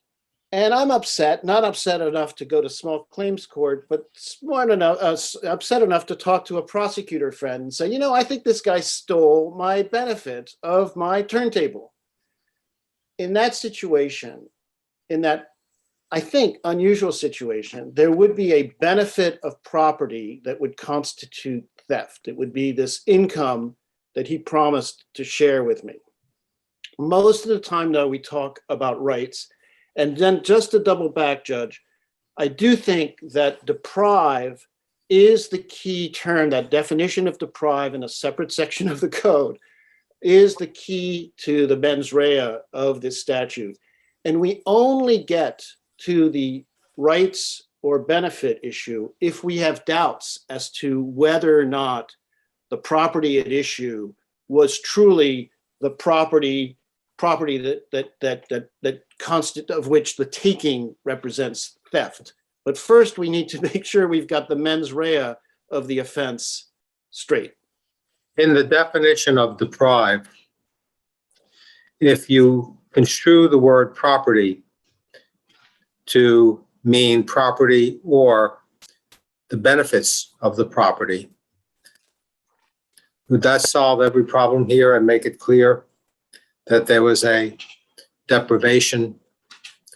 I keep saying there was a deprivation, that your client intended to deprive the complainant of a benefit of her property? I mean, the statute defines deprive with respect to, and it uses the generic term property. In the theft statute, property has a more narrow meaning. The theft statute talks about deprivations of either the property or the benefits of the property. But it's not unreasonable to say that when it uses the word deprive someone of a benefit, it basically means what really is a very common sense, plain language meaning of the word deprive. And it seems beyond dispute. It seems like you're not disputing that the photo was a benefit. It may not have had economic value. You dispute that. But the photo was a benefit of her ownership of this phone. And your client intended to deprive her of that benefit permanently. And he carried out that intent. Well, Your Honor, and let me approach it this way. Had this information clearly been about the photograph, and say you deprived this person of the photograph, then different issues would have arisen at trial. For example, the fact that, in fact, by a simple going to the recycle bin of the phone, the photograph could have been restored, so that in fact, no, there was no permanent deprivation of the photo. Well, that issue, you said that issue could have been litigated. I was wondering about that, and I didn't see any evidence about it. And it seems to me it could have been litigated by both parties in this case, given how it was charged. And it just wasn't. Nobody seemed to go down that avenue of thought. But that's an important point, Judge, because defendants depend for their defense on what the theory of the case is. And the theory of this case quite clearly was that by taking the phone from Flores, my client deprived her of the phone. That was the theory. That, but it seems to me like at the very end that the judge was tried. It seems to me it would have been very natural for your client to have defended herself, himself on among other grounds by saying, here's another reason why these statutory requirements aren't met. There was no meaningful interference with anything. It meant that in order to call up this picture, you had to push 2 buttons instead of 1. That's a point that could have been made, and evidence could have been introduced about it, assuming it's true. And maybe it's true, maybe it isn't. It's a set of factual questions, but it seems like both parties had every incentive to explore that topic, even as the case was charged, and nobody seems to have. Judge, first, to be direct, the first time this benefit of the property came up was when the trial judge announced his ruling. It certainly wasn't in the prosecution's case that there was a permanent deprivation of the photograph. That was never the argument in the presentation of evidence. It didn't have to be a permanent deprivation. The question was his intent. He took the phone without her consent. Everybody agrees it was a wrongful taking. And his intent in doing, and the question is, was his intent in doing so to deprive her, within the meaning of deprive, of a benefit? So the question is, was the photo a benefit? And did he intend to deprive her of it? And whether he actually succeeded in doing so has some, I wouldn't say it's irrelevant, but it's not really not really a defense. And the government didn't have to prove, I would have put it differently, the government didn't have to prove it. How do you respond to that? Well, Your Honor, I think then I get back to where I started the argument, which is I hear where the questions are going. This is just too unexpected an interpretation of the statute. The questions, as I understand it, have assumed that the photograph was deleted and that this deletion alone would be theft.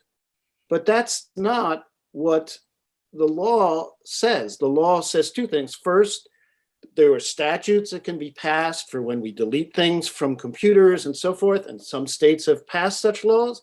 And second, a I don't key think it's element. right. To interrupt, I don't think it's quite right.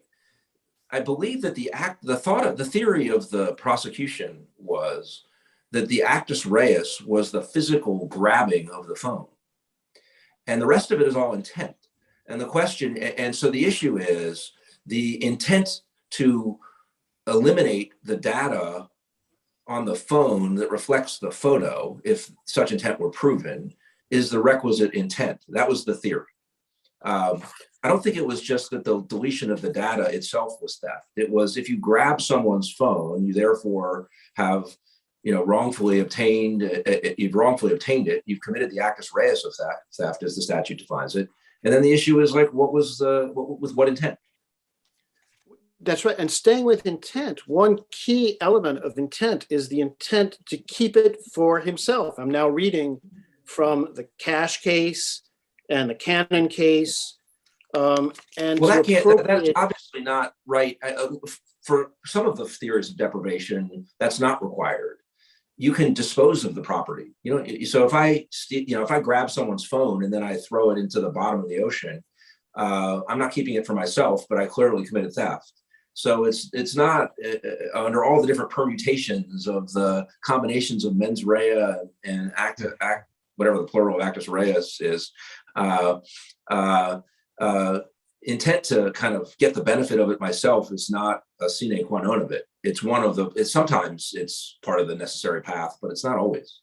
And relatedly, let me ask you a hypothetical. If what your client had done here instead was to grab the phone and to hit a couple buttons that completely wiped the phone irretrievably. So it was like factory reset, wipe all data. And then had, handed it back or tossed it back to the complaining witness.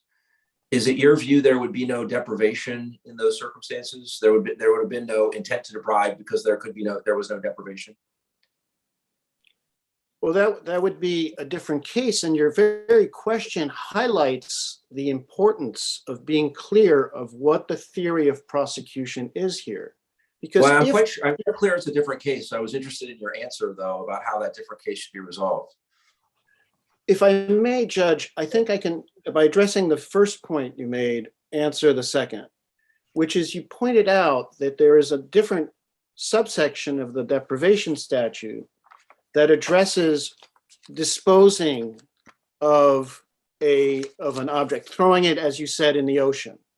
But that wasn't, understandably here, that wasn't the theory of this case. That's subsection B of 2232.012. And these theories, Your Honor, are extremely important because when you have different subsections of a statute, and Your Honor knows this better than I, those are things that commit the prosecution to a certain theory of a case. And then to be up here, on appeal and to say, well, if there had been a different subsection of the statute invoked, wouldn't your client be guilty? And one goes, well, yeah, but that's not that wasn't the battle down below. And this is terrible. Well, again, sometimes the answer might be no, and that wasn't the battle. Fair enough. So it could Fair be enough.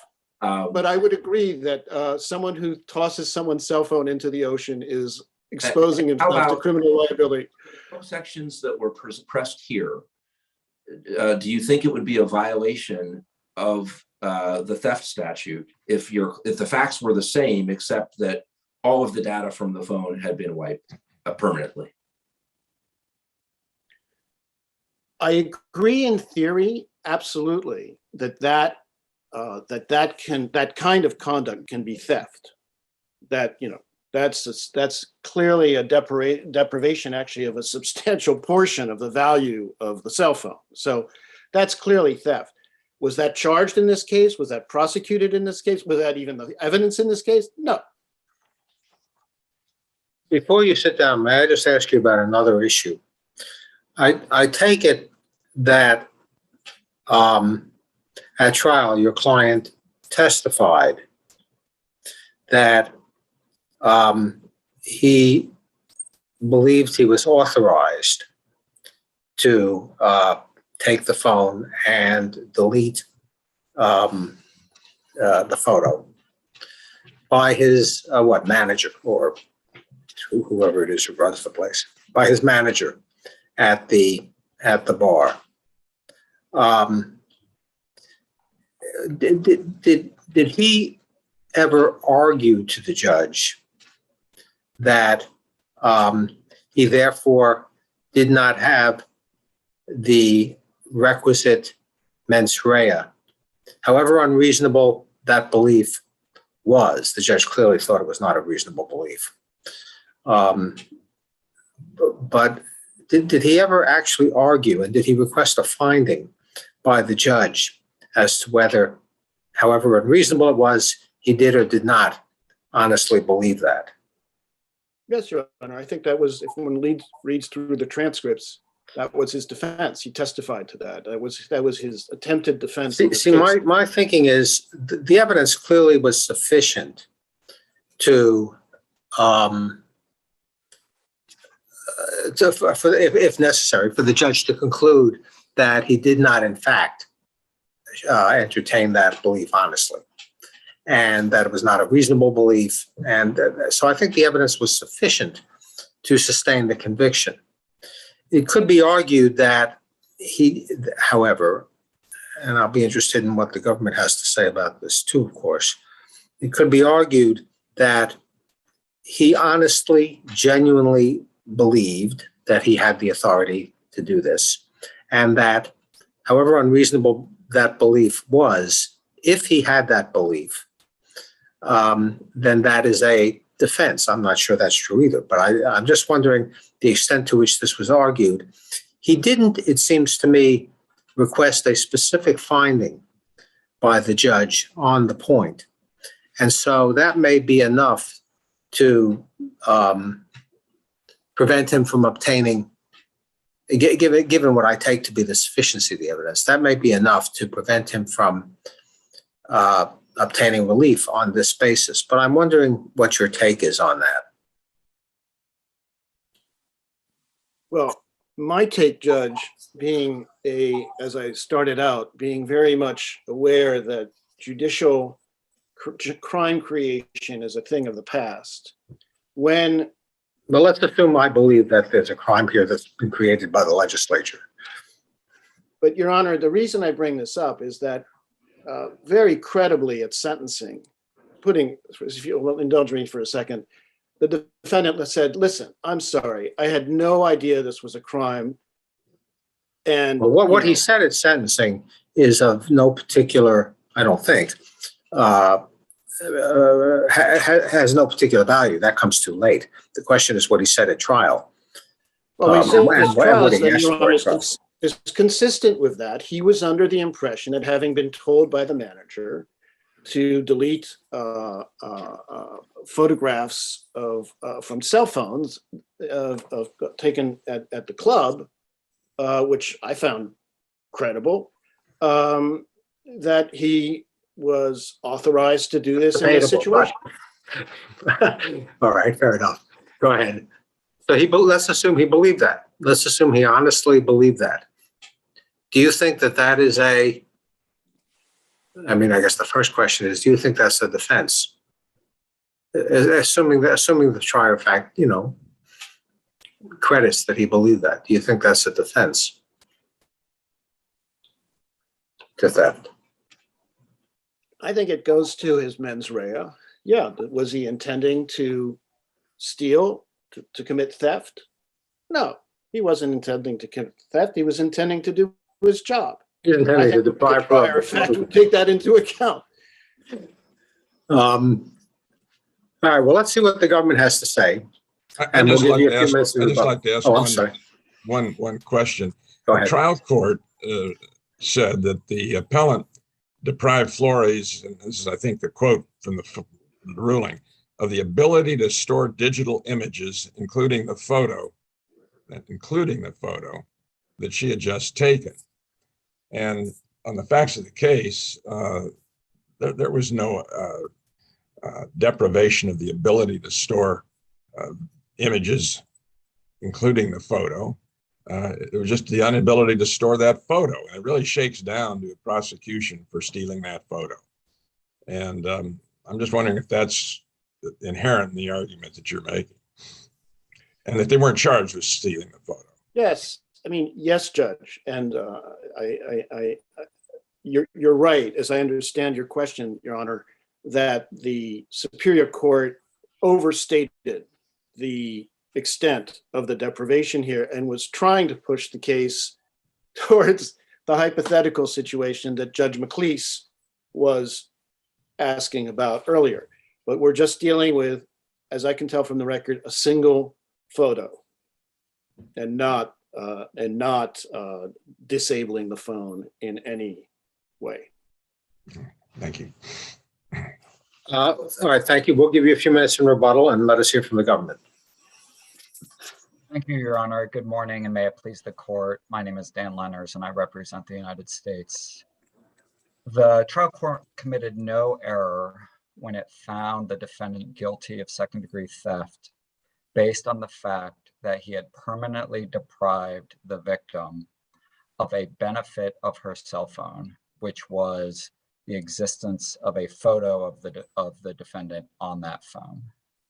If the court, however, disagrees, the same evidence plainly establishes that the defendant was guilty of unlawfully appropriating the cell phone.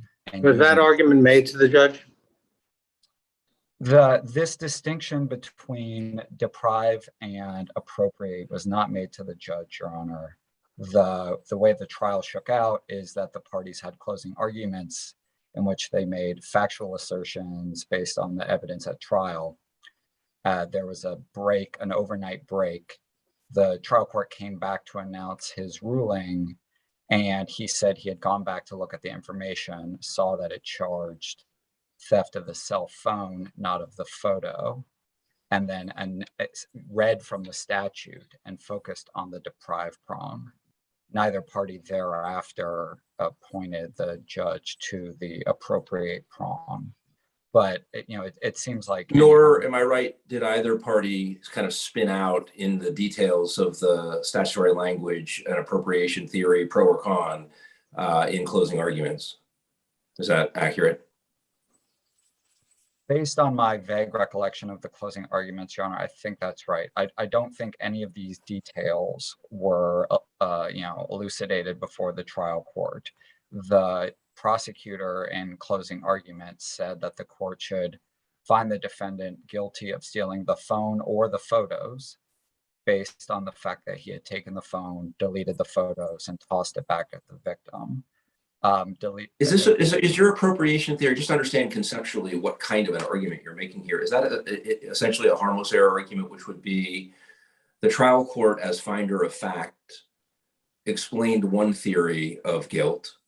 If there is a problem with that theory of guilt, this court should affirm nonetheless, even though the trial court hasn't made any findings about it, because given the facts the trial court found, it's so obvious as a matter of law that that theory applies that we don't even need to hear from the trial court. Is that the conceptual structure of it, or am I misunderstanding kind of how that theory works conceptually? Yes, Your Honor, that's how I conceive of it. The trial court found facts.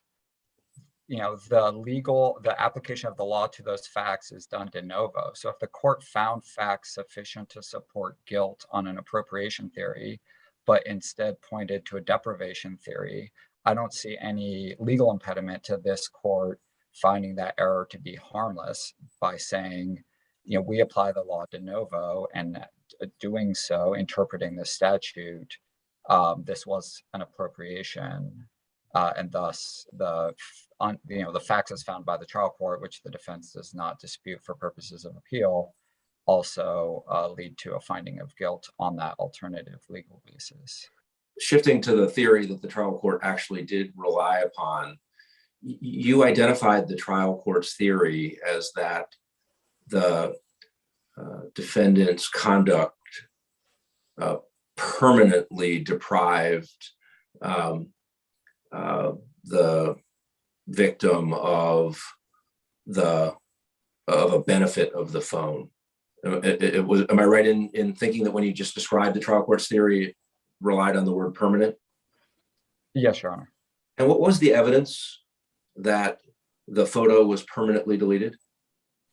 I was just looking at that, Your Honor. The victim, when asked whether the defendant deleted the photo, answered yes, he erased it.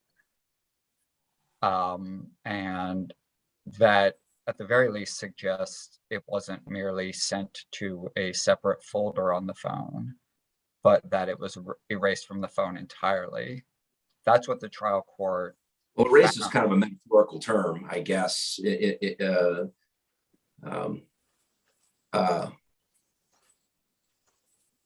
So, but is it right? There's no specific testimony about what buttons were pushed or whether anybody made any effort to retrieve it or whether it was in the trash can folder or whatever other ways, things that are deleted but maybe not completely irretrievable. There was no further detail than just that the word erase is or was there anything else beside the word erase?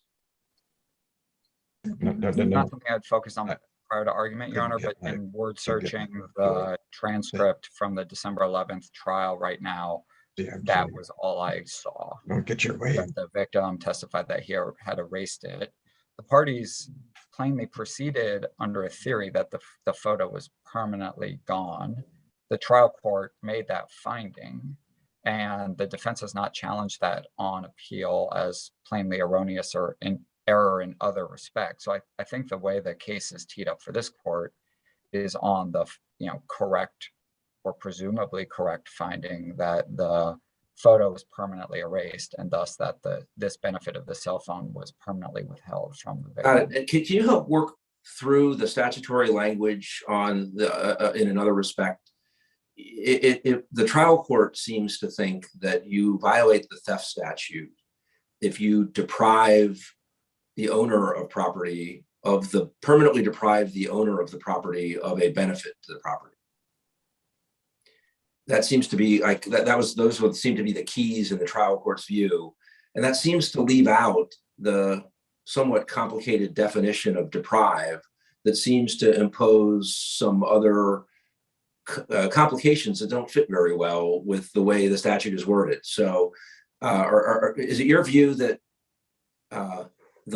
what seem like the limitations of the definition of deprive, which are themselves, lots of parts, and it's unclear what modifies what in it for me at least.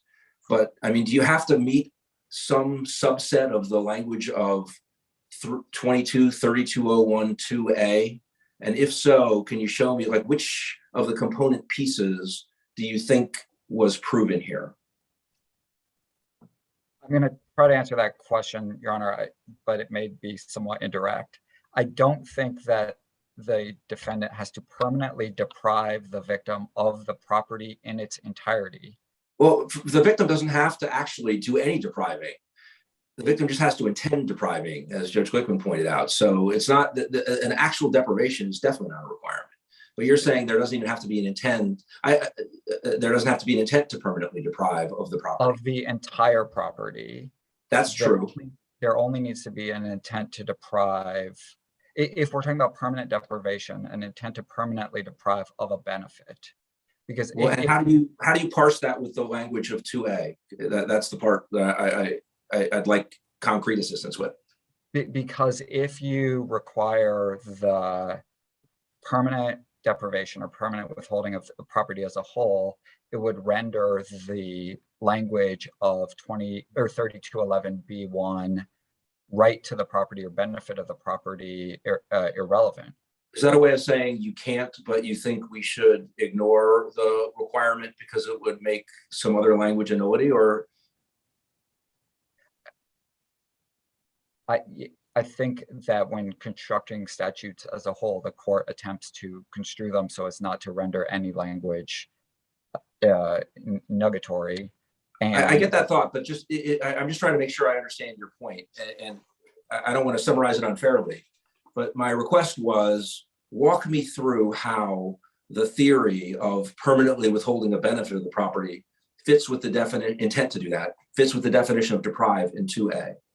And so far, what I hear is what I hear you saying is, I can't do that, but I'm not required to, because if you think that has to be done, it can't be done. And it isn't fatal that it can't be done, because if you think it's fatal, then you are nullifying some of the language in the theft provision itself. But I just want to make sure that's your position, and you're agreeing, you're conceding. There's no way to take the language of deprive in 2A and fit it on a theory of permanently withholding a benefit of the property rather than the property itself. Am I right that that's what you're conceding? And your theory is that's not fatal, here's why. I'm triggered by the word conceding, Your Honor, but I agree with you as to your understanding of my position, which is I think there is tension that between the 2A and B1 that has to be reconciled in one direction or the other, meaning either the property itself has to be permanently withheld, or the intent has to be to permanently withhold the property as a whole, which would render language in the theft statute itself irrelevant, or it would have no meaning. I see that line of thought, but let me give you a hypothetical that I think there's a countervailing concern that I'm struggling with. So here's the hypothetical. Let's say I have a cell phone, and I use it for a lot of things, but one thing I use it for is as a paperweight on my desk. And somebody who knows that comes over and grabs my phone and says, "Ha ha, you aren't able to use it as a paperweight." Now, that's not permanent deprivation for sure. But nonetheless, permanent isn't required here, because so maybe I should pick a hypothetical where it's permanent. Okay, let's say that one thing I use my phone for is I put a sticker on it.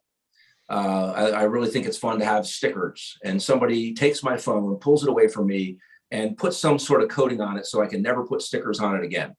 It's a silly hypothetical. So they permanently deprive me of one benefit of that phone. It's a trivial benefit. If I take your view, it doesn't matter how trivial the benefit is, how it might relate to the substantial portion of the value of the phone. Permanent deprivation of any benefit, no matter how de minimis, no matter how trivial, is a violation of the theft statute. And if that's right, I do wonder about whether that tends to nullify part of 2A, which seems to talk about, deprivations that are, again, it seems to contemplate taking the whole property. And if you are not permanently, and if you're not doing it permanently, it seems to require, you're really going to interfere with the person's, use of the property in a significant way, a substantial portion of its value. And if you're essentially reading out the substantial portion of the value part of it, it seems like, either way, this tension requires something to give in the statutory language. And it's not obvious to me why what you think should give is what should give, I guess, is my question. So I agree that it would be theft under your trivial hypothetical, that would permanently withhold a benefit of the cell phone to you, and thus it would constitute a theft. I think that the most consistent way to read the two provisions together is to understand the theft as contemplated by the council, given the language in the deprivation prong of the theft statute and the definition of deprive, is that it causes some sort of permanent loss to the victim. And when that loss is not permanent, that the loss be the defendant acquires a substantial portion of the value of the thing taken. So for example, a defendant takes fresh flowers from the flower shop, has them at home for 2 weeks. When they're all wilted, returns them to the flower shop. the defendant intended the whole time to return them, that would nonetheless be a theft, because when he took the flowers, the defendant took them under such circumstances as to acquire a substantial portion of their value. And Can I and ask so- you just another feature of the statute I find puzzling is if the hypothetical you just gave about the flower shop, if instead of appropriating them to, well, instead of taking the benefit of them for himself or herself, the defendant had, just thrown them in a trash can in the backyard and kept them for 2 weeks and then brought them back. Not theft, because although the owner lost a substantial portion of the value, the defendant didn't acquire a substantial portion of the benefit. It seems like a funny, why does the appropriator have to get the thief have to get the benefit rather than the focus being on whether the rightful owner lost the benefit? I agree that that's an unusual word for the DC Council to have chosen. I have struggled with the same question myself. I think, it's not at issue here. I think that there may well be some sort of statutory or legislative history suggesting that acquired doesn't mean the plain understanding where the defendant gets the benefit, but instead, has the use of the benefit or the benefit available to him during that time.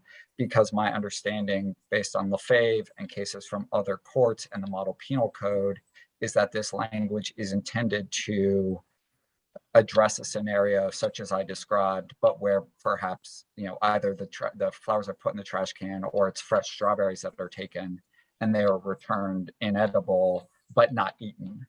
That would nonetheless have, been a theft, but the defendant himself would not have acquired the benefit. So I see what you're asking. I think it's a hard question, and it's not one at issue in this case. Mr. Leonard, maybe one way of approaching this is if you were to decide how to prosecute this case from the get-go, are there statutes that you would choose in lieu of this particular one that would do the job? I mean, what are the alternative kinds of prosecutions that could be brought here that would cover this? Or is there none other than the theft statute?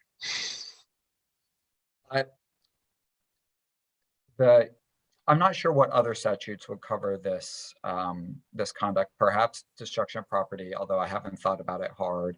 Certainly, I think that the government could have charged theft of the photo itself, which would seemingly to have eliminated a lot of these problems. But it wasn't wrong and didn't prevent the government from proving the defendant's guilt of theft by charging the phone. The government, as Judge McLeese pointed out, charged both an illegal appropriation and an illegal deprivation of a benefit of the property. We think that the best way to reconcile the definition of deprivation with the statutory prohibition in the theft statute is to allow, is to find a theft occurs when there's a permanent deprivation of a benefit of the property. If this court disagrees or thinks that raises hard issues that need not be decided here, this, under the facts as found by the judge, was an appropriation, and the court could affirm on that alternative ground. I just want to clarify one thing. We've been talking about deprivation all the time, and the charge covered both appropriation and deprivation. Was appropriation just ignored, or did I just miss something there? It's true, Your Honor, that appropriation was charged, as the parties do not appear to have focused on the statutory language. In all honesty, this is the first time I've read the theft statute, and it is as difficult and complicated as I find it to be as difficult and complicated as Judge McLeese does. It was the trial court who, in his findings, focused on the deprivation prong, and who did not appear to have focused on the appropriation prong. Thank you. By the way, I take it this could have been charged as robbery. Is that right? If we accept the, your understanding of theft. It was certainly a taking from the person or his, the whatever area outside the person is covered by the robbery statute. Yes, that's true, Your Honor. And had, you know, a cell phone snatch. In other words, the fact that the cell phone was given back would not immediately or would not take it out of the robbery statute. I'm not familiar enough with the requirements. Okay. Well, that's neither here nor there. That'd be a felony. But, Yes, that's why a lot may ride on our being careful about the definition of theft. You know, on the appropriation point, let's say, talking about hypotheticals, let's say I go into your office and you're not there and I want to leave a note for you. So I look around your desk and I see, here's a very nice pen. I will use this pen. I pick it up, I take it, I write you a note, I make use of it for myself, for my purposes, and then I leave the pen on the desk and I walk out. Have I committed appropriate means to take or make use of without authority or right? I didn't get anybody's permission, and I don't own the pen myself, so I didn't have the authority or right to use it. Theft is defined as to appropriate the property to his or her own use or to the use of a third person. They weren't too careful, were they, when they wrote this? Did I commit a theft in that hypothetical? I think you did, Your Honor. I'll be careful from now on.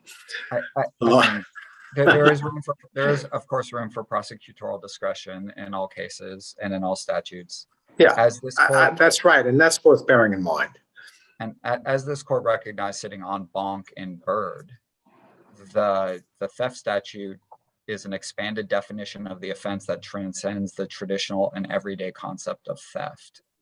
And so it seems as though and if you go back into traditional theft, things like joyriding were not considered to be theft because there was an intent to return the car at the end of the joyriding. And it seems as though the appropriate prong was meant to address situations like that, to encompass that within theft. But this language, by the way, I didn't bother to check. Was this language derived from the Model Penal Code, or did the council just do this without reference to the Model Penal Code? Your Honor, I haven't been able to read the legislative history of the 1982 Act, but a comparison of the Model Penal Code with the DC theft statute suggests that the deprived prong more closely tracks the Model Penal Code, although there are significant differences, but that the appropriate prong seems to not be part of the Model Penal Code's definition of theft. And in that regard, I've been looking at Section 223.2, subsection 1 of the Model Penal Code, as well as Section 223.0, which is the definition of the word deprive. Let me ask you, before you sit down, the question about a potential defense and mens rea that I asked Mr. Cohn. Mr. Duhaney testified that he thought he had the authority to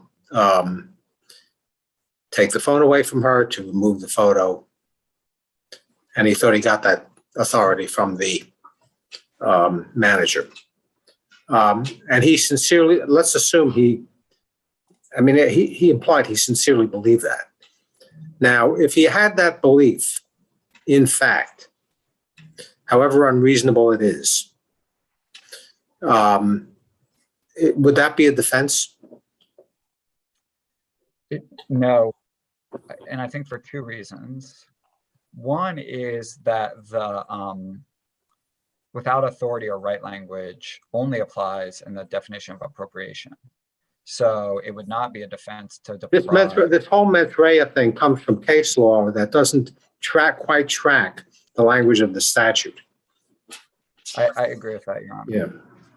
So I think in that regard, it's not at all a definite defense to being convicted under the deprived prong. But also, I think just as a sort of legal matter, but that can't be right either. Suppose he I mean, suppose he had a more plausible reason for thinking he had consent or some other authority.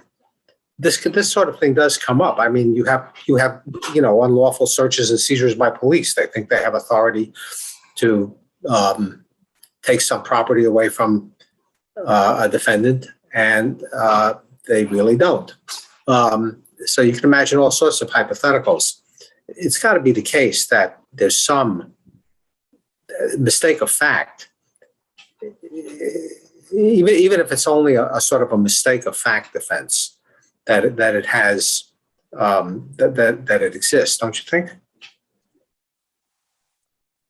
I'm not familiar enough with mistake of fact and mistake of law and know that they're incredibly complicated doctrines, Your Honor. I think Maybe I should have said mistake of law. Right. The simple answer here is that the trial court discredited that belief. Well, did it? The trial court didn't really find that he didn't believe he had the authority. It found that, or at least it didn't clearly find that. It may have been skeptical of his belief, but I don't think the court actually found that. It found that this was not a valid basis on which to take property from somebody. I think the court did. I agree that the trial court's ruling isn't elusively clear, but I think it did some of both. It certainly said that, in any event, it is the consent of the owner of the phone that matters, not the employer. And so that is that a legal mistake? Just to be clear, that seems like that's a legal mistake. Well, as an abstract, broad principle. So if if you're standing, if you get out of a car, I know you, but I don't know what kind of car you drive, and you drive up to my house and you get out of a car and you have the keys to the car. And I say to you, hi, thanks for stopping by. I got to run to the store. I don't have a car. Can I borrow the car? And you say, sure. And I drive off in the car. And it turns out like you stole the car and I don't have consent from the owner of the car. You're saying I commit theft because the consent I got from you, the authorization I got from you is just irrelevant because you're not the actual owner.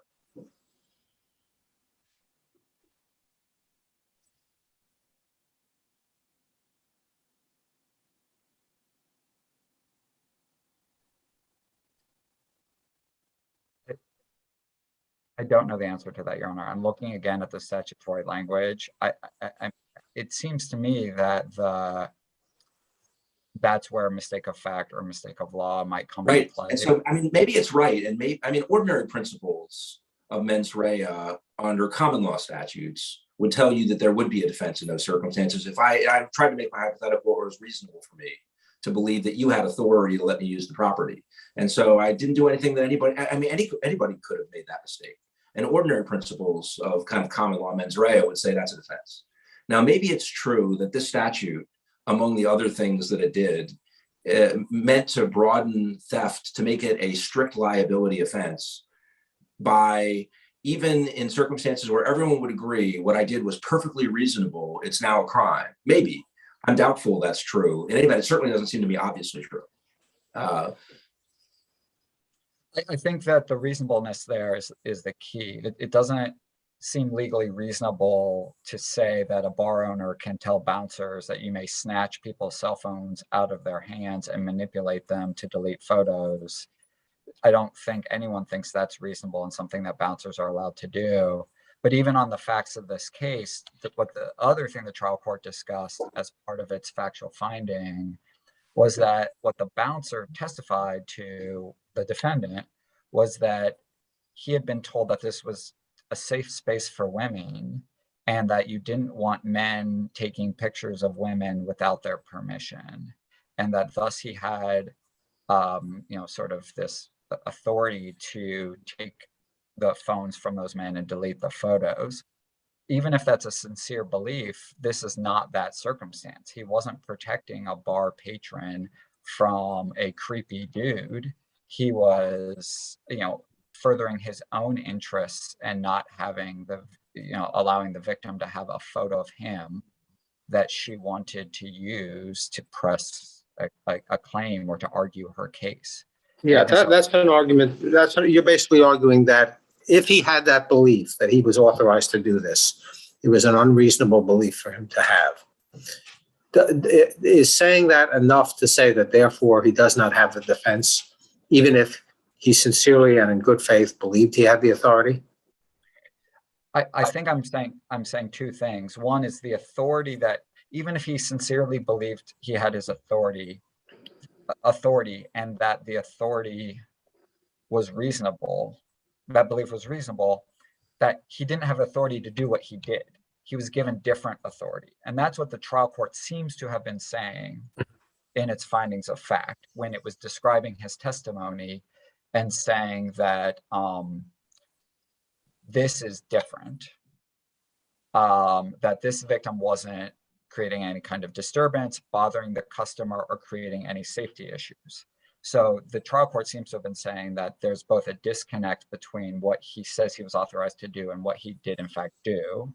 So it wasn't covered by the authorization, but also that the authorization was irrelevant because it's the victim who has to give the authorization. And even if that's a legal mistake, certainly I think it's unreasonable to think that a bar owner can just authorize his employees to snatch people's belongings and manipulate them, sort of ad hoc. If there are no further questions, we would ask that the trial court's judgment be affirmed. Thank you. Mr. Cohn, we'll give you a few minutes in rebuttal.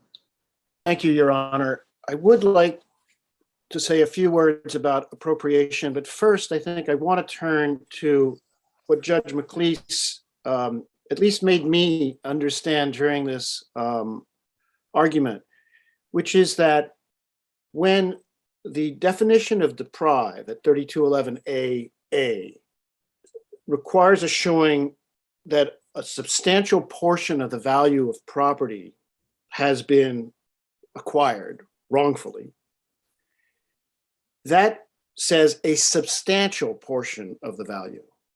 And having required that, it doesn't make sense, and it is unfair to then turn back to benefit and say, to use Judge McLeese's word, well, the benefit can be trivial or next to trivial. No, one can't say substantial portion of the value in one section of the statute as to the deprivation and then reduce it, as unfortunately the trial judge did here, to a mere benefit of the property that was just a photo. And I don't think anyone is arguing that that is a substantial portion of the value of the cell phone. And I think that's a very valuable insight that at least I gained as a result of this. So in other words, if somebody grabs a chest full of jewels, all of them extremely valuable jewels, and only takes one, which is not a substantial portion of the chest, you think that's okay? I mean, this photo was of some value to the plaintiff here. It was a valuable benefit in her view. She testified to essentially that. It's hard for me to see why it makes a difference. If he intended to deprive her of that permanently, it's hard for me to see why it makes a difference that that photo is only a small portion of the total value of the phone in which it happened to be. Well, Your Honor, I could only redirect your attention to the language of the statute and the charge in this case and the way it was understood to be about a theft of a phone. Right, because the physical taking was of the phone. The wrongful, they could have charged. I mean, they could have charged it as a theft of the photo, as I think Mr. Linners or I think said, and that would have solved a lot of problems. It would have raised different issues, and it would have put the defendant on notice that was what this case was about. Before my time is out, I do want to say a few words about appropriation. First, the government cites two cases in the appropriation section of its brief, it's important for the court to know those cases are not about appropriation. The court does not, in those two cases, even rely on appropriation. So we're dealing with a theory that was never raised at trial and that doesn't have any cases. And to make matters worse, Judge Glickman, as I understood you to be saying earlier when you were discussing appropriation with Mr. Lenertz, one of in the I believe it's the Price case, yes, that the government cites, that was the polyurethane paint at the Home Depot store. What this court focused on was that the defendant falsely claimed ownership of the can by trying to get a store credit. Judge Glickman, as I understood your hypothetical about the pen, you were not falsely claiming ownership of the pen.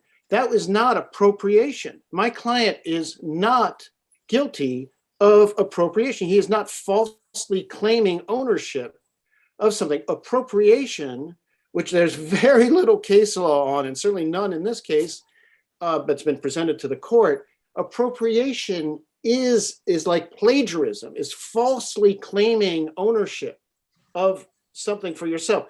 My client is not guilty of appropriating the photo. Well, I mean, appropriation may mean a variety of things in a variety of settings, but it's statutorily defined here. And it's defined as to take or make use of without authority or right. And so the limitation you are suggesting doesn't seem very obviously connected to that statutory definition. Well, if it isn't, Your Honor, I will blame the absence of case law interpreting this term. And I would urge the court not, as a matter of first impression, on an issue that was not litigated on the court below, on a theory that was not prosecuted, to affirm a conviction on the basis I just described. I would urge the court not. Well, another option would be to remand the case for the trial court to assess that theory if we had difficulties with the theory on which the trial court relied. And you say that it wasn't prosecuted, that theory, but it was in the information. And what seems, at least from my reading of the trial itself, nobody was really very focused on the somewhat complicated analytical terms of the statute. So I'm not sure deprivation was prosecuted either, if you mean by that focused on in terms. So in what do you think there would be any unfairness? And if so, what would it be if we felt a need to do that because we couldn't otherwise affirm? Would there be unfairness in remanding the matter for the trial court to consider whether that aspect of the information was established by the evidence? Well, Judge, I would have to do my double jeopardy research. I don't know if the government, having pursued one theory under a section of the statute, can now come back and invoke another one. Well, again, the premise of that answer is that they pursued deprivation to the exclusion of appropriation, and I'm not sure that's right. The information charge is both, and the prosecution at trial, I'm not sure really clearly distinguished between those theories, but maybe there may be other. As Your Honor knows, the word appropriation, you can do a search. I'm sorry to interrupt. Never appears in the transcript of the case. It's never mentioned at closing argument. It's never mentioned in the judge's findings. I should note, Judge, I realized you gave a reading of the statute. I tried my falsely claim ownership point. I want to give credit to the lawyers below and to the judge below who didn't even think of this as a plausible theory of the case. This is something that we're hearing for the first time on appeal, no case on point. And now we're going to go back and so, let's do this again under a new theory that we have no case law on, to say that the judge was wrong to not look at this possibility and the government was wrong not to consider it. I respect what happened down below. There's a reason they didn't pursue this theory. And with that, I want to thank both of you for your arguments. The case is submitted, and you may log off. Thank you, Judge.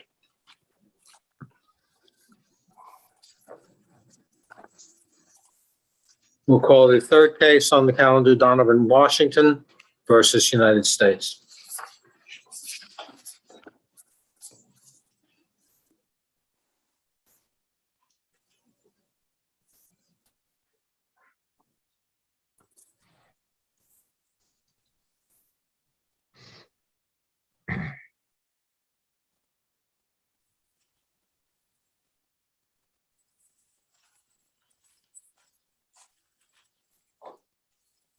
Okay, counsel, you may proceed.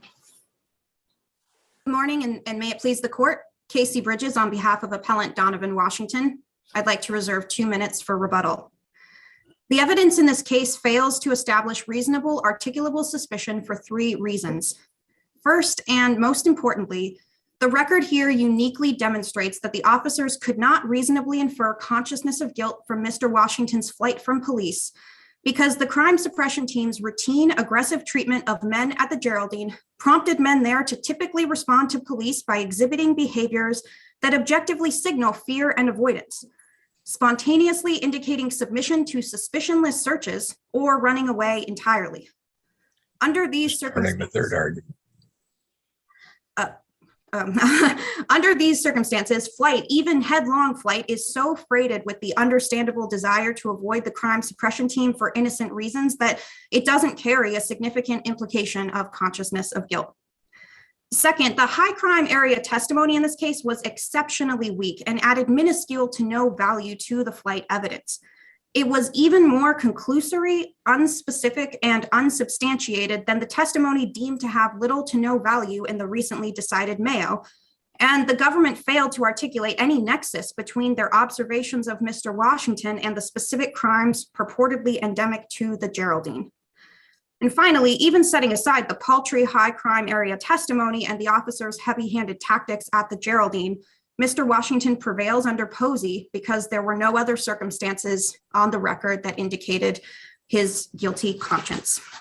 Can I ask you about the first topic, which tell me if you resist this way of looking at it, but it seems like the gist of this point is essentially the Geraldine is a high provocation area.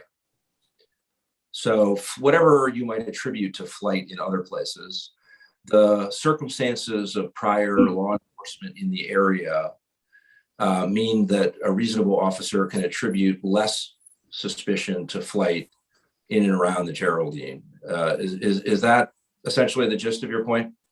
Yes, Your Honor, that's the gist of our point, because the record here is the officers were pretty candid that people at the Geraldine react to them with fear and avoidance because of the officers' tactics. This was— Well, I'm not sure the words fear or avoidance were in the officer's testimony, so that may be more of a gloss. But let me ask you an abstract question. Do you think that our decision in Mayo would tell us that the evidence that could be taken into account about whether this is a high provocation area would need to be,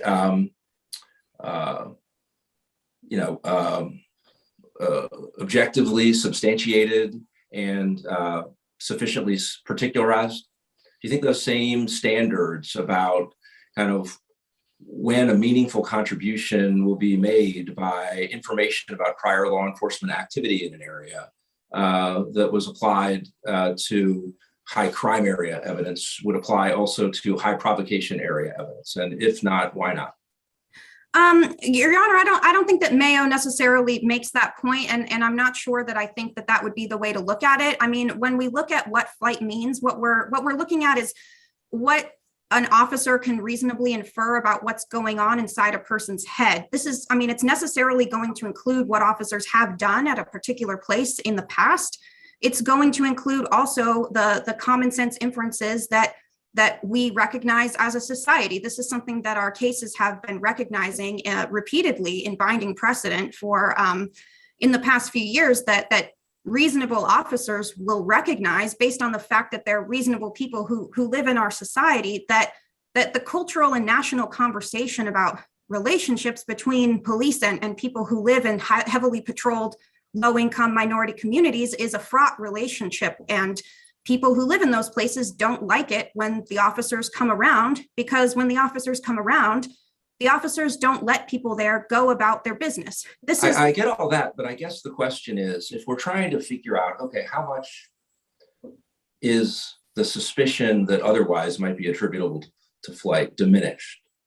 Because this is this stop occurred, the flight occurred in an area where there is a lot of law enforcement, for example, to pick one of the various topics, and so it's heavily patrolled.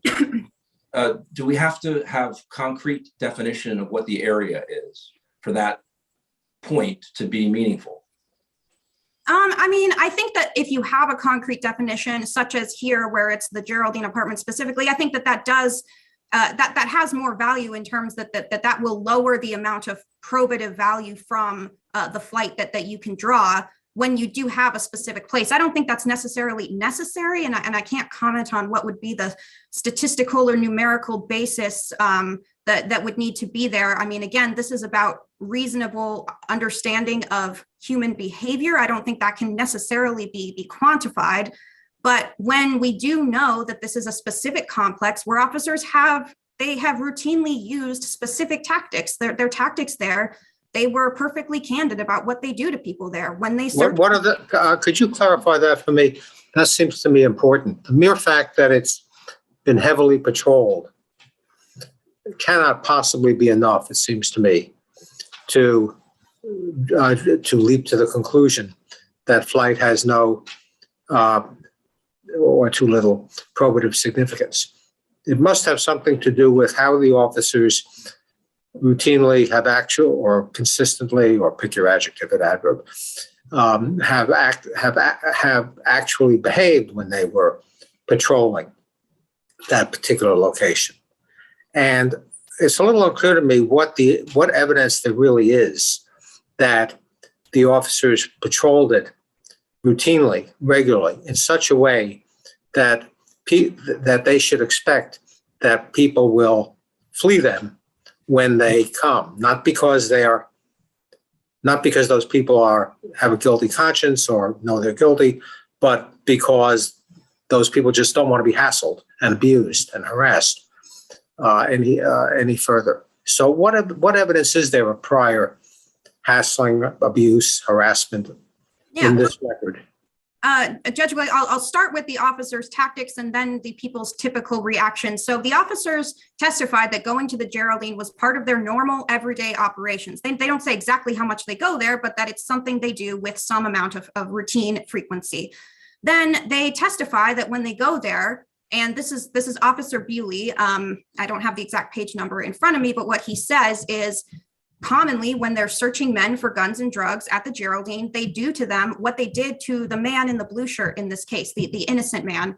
They slam people to the sidewalk. They handcuff them. They lift up their clothes and expose their naked body to the public, and they grope their most private areas. The officer said this is what they typically do when they're doing a search at the Geraldine. And so in response to— Did they say how typical those searches were? Like how often they are searching people actually, as opposed to going in the area and not searching people? No, they didn't say that. All they said was that that's what they typically do, and that they have searched innocent people there before. They said they've done that multiple times.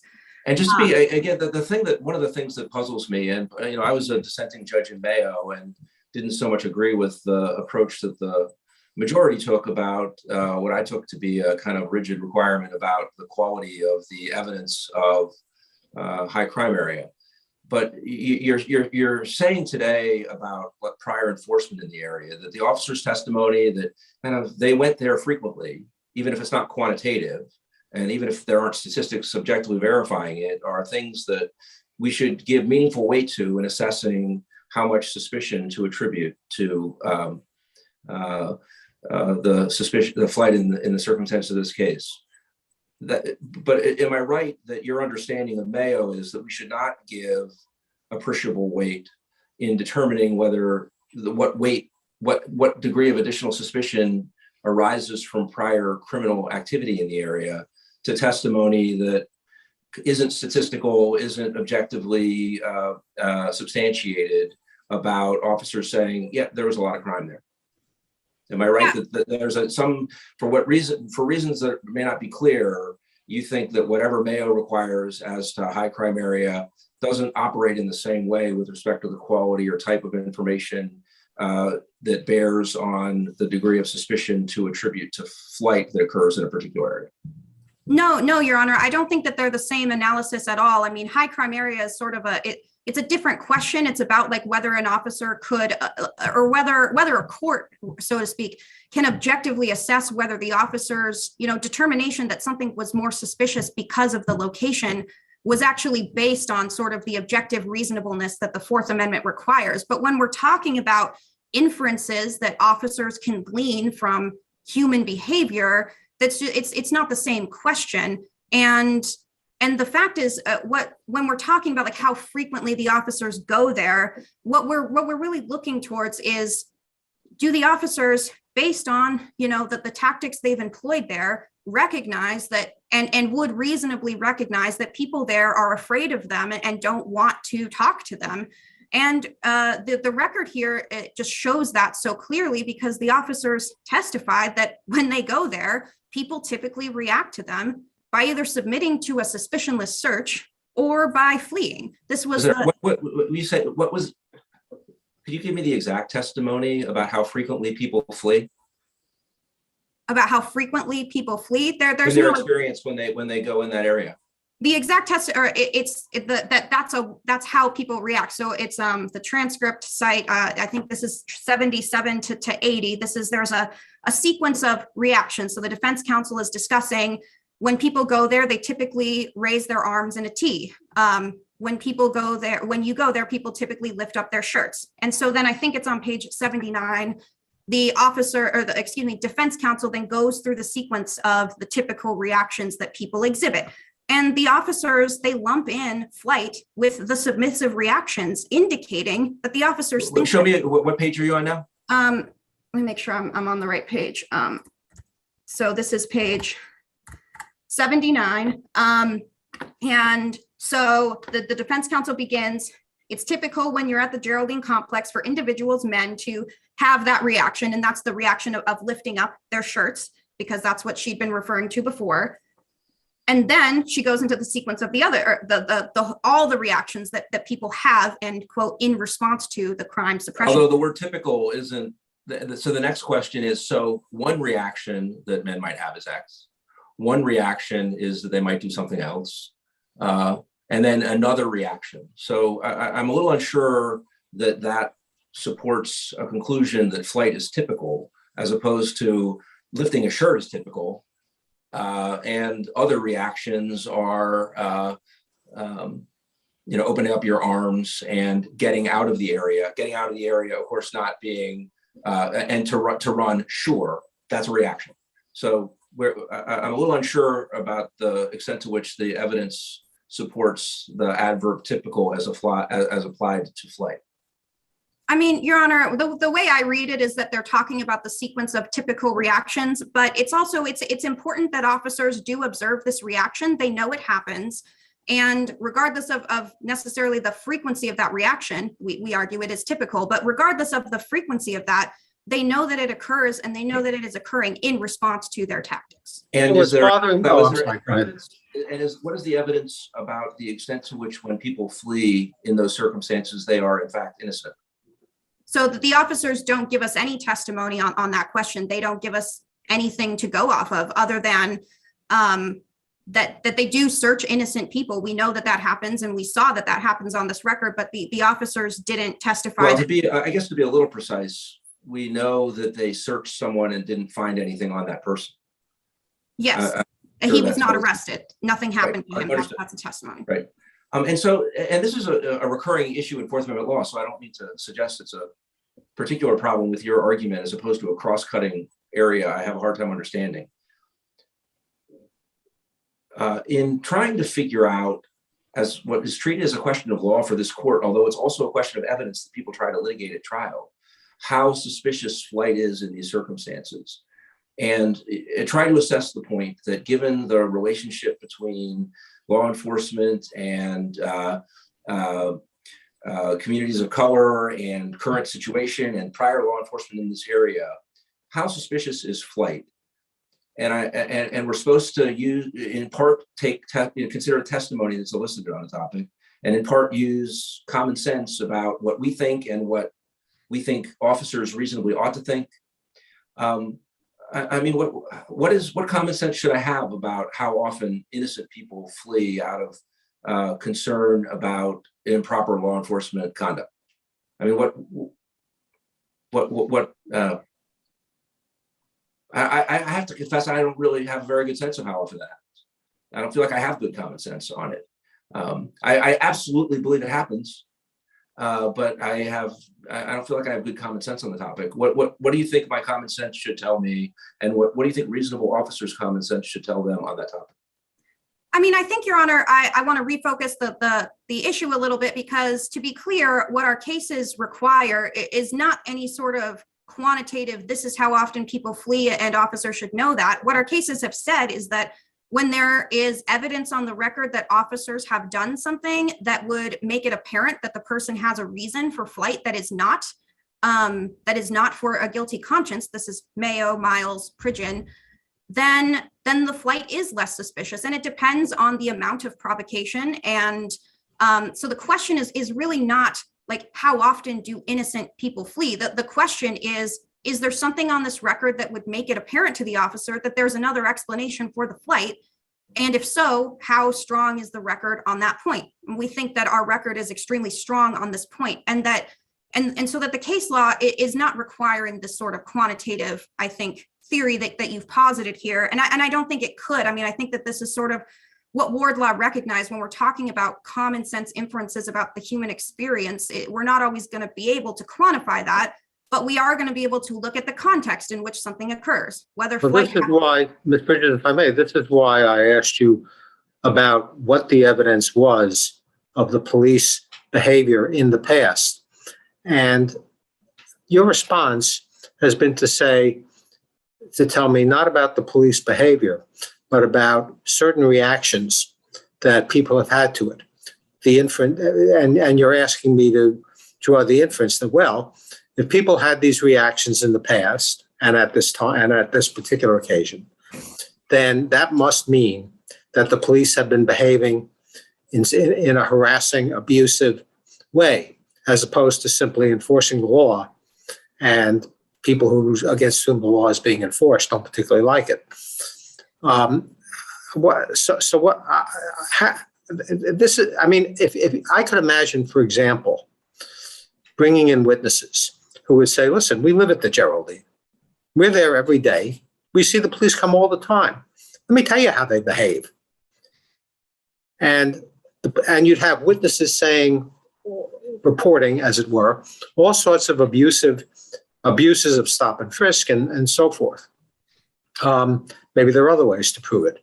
I'm just wondering whether, without that kind of testimony in this case, there's enough here to say that because of a prior pattern of abusive behavior by the police at the Geraldine, when they come here, there regularly, that is a reason to understand why people would flee, even though they're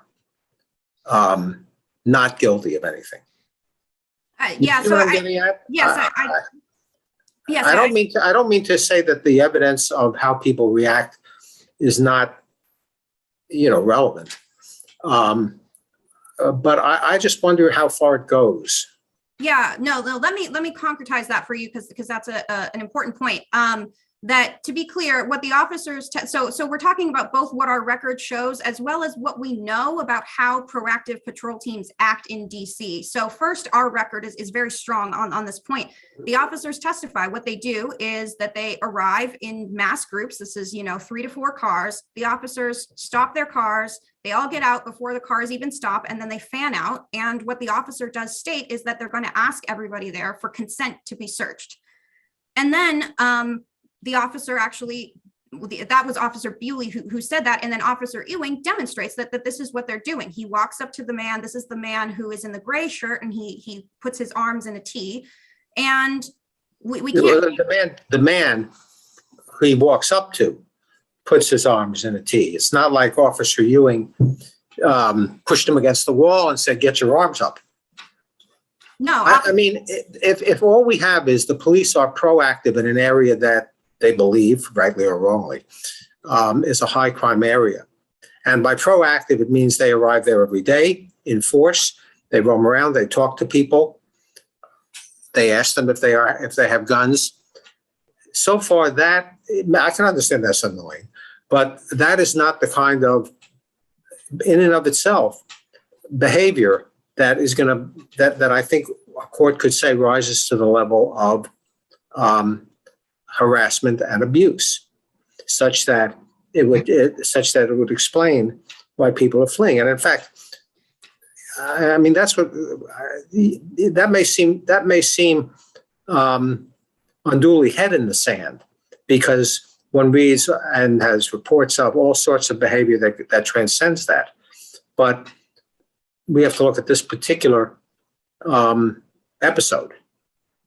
I mean, I think I want to push back on that, because I think that we're talking about this particular episode, but we're also talking about what reasonable officers would believe, and reasonable officers know things beyond what's happening on this specific day. And I think that this is where testimony from other cases really comes in handy to sort of put in context why, when Officer Ewing walks up to that man and starts to search him without having any suspicion, and if the officer did that, and if that were a practice, I would agree with you.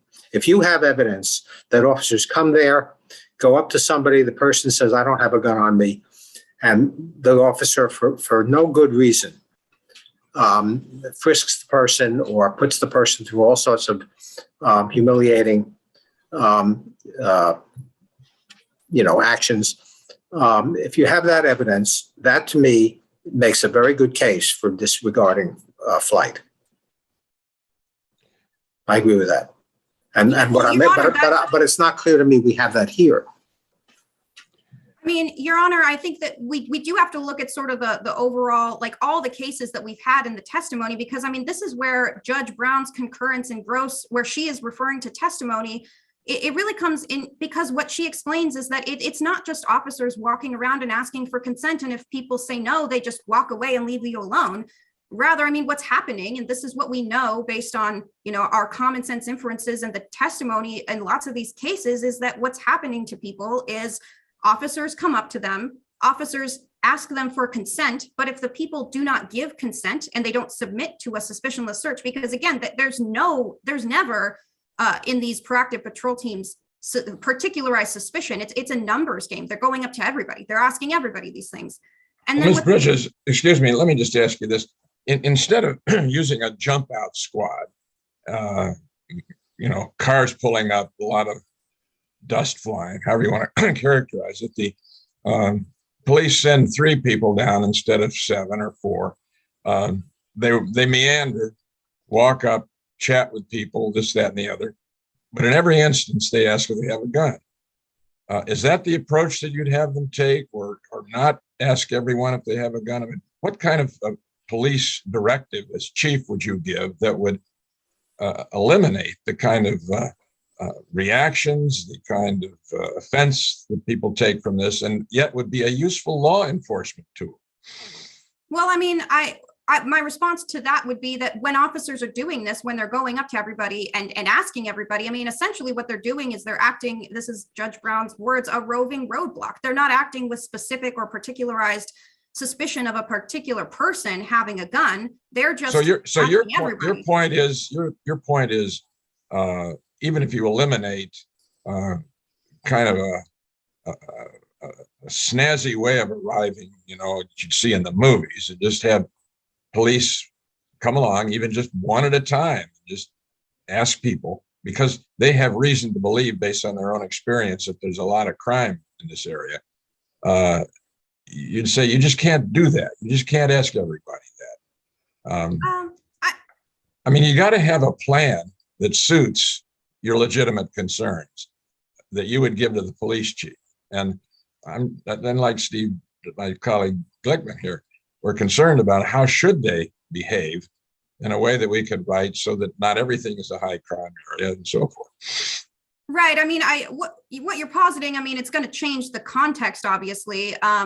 But I mean, what's the context here is the manner of arrival is what's signaling to people, I better get out of here, because if I don't, they're going to come up to me. They're going to ask me for consent. And if I don't want to consent to a suspicionless search, like, this is why we have the Fourth Amendment. People don't like to be touched by strangers, and they shouldn't. Ask you, I mean, I would think another possible response is the police can do whatever they want in terms of asking people questions, but the circumstances are such nowadays that when someone flees, that's not going to be that suspicious. And that's just, so they can do what they want. It's not that it's illegal for them to do what they're doing. It's just that the context is such that flight isn't that suspicious and won't be a basis to stop the people. So they can't really go in and create their own stops by asking everybody in an intrusive way and then chase down the people who run.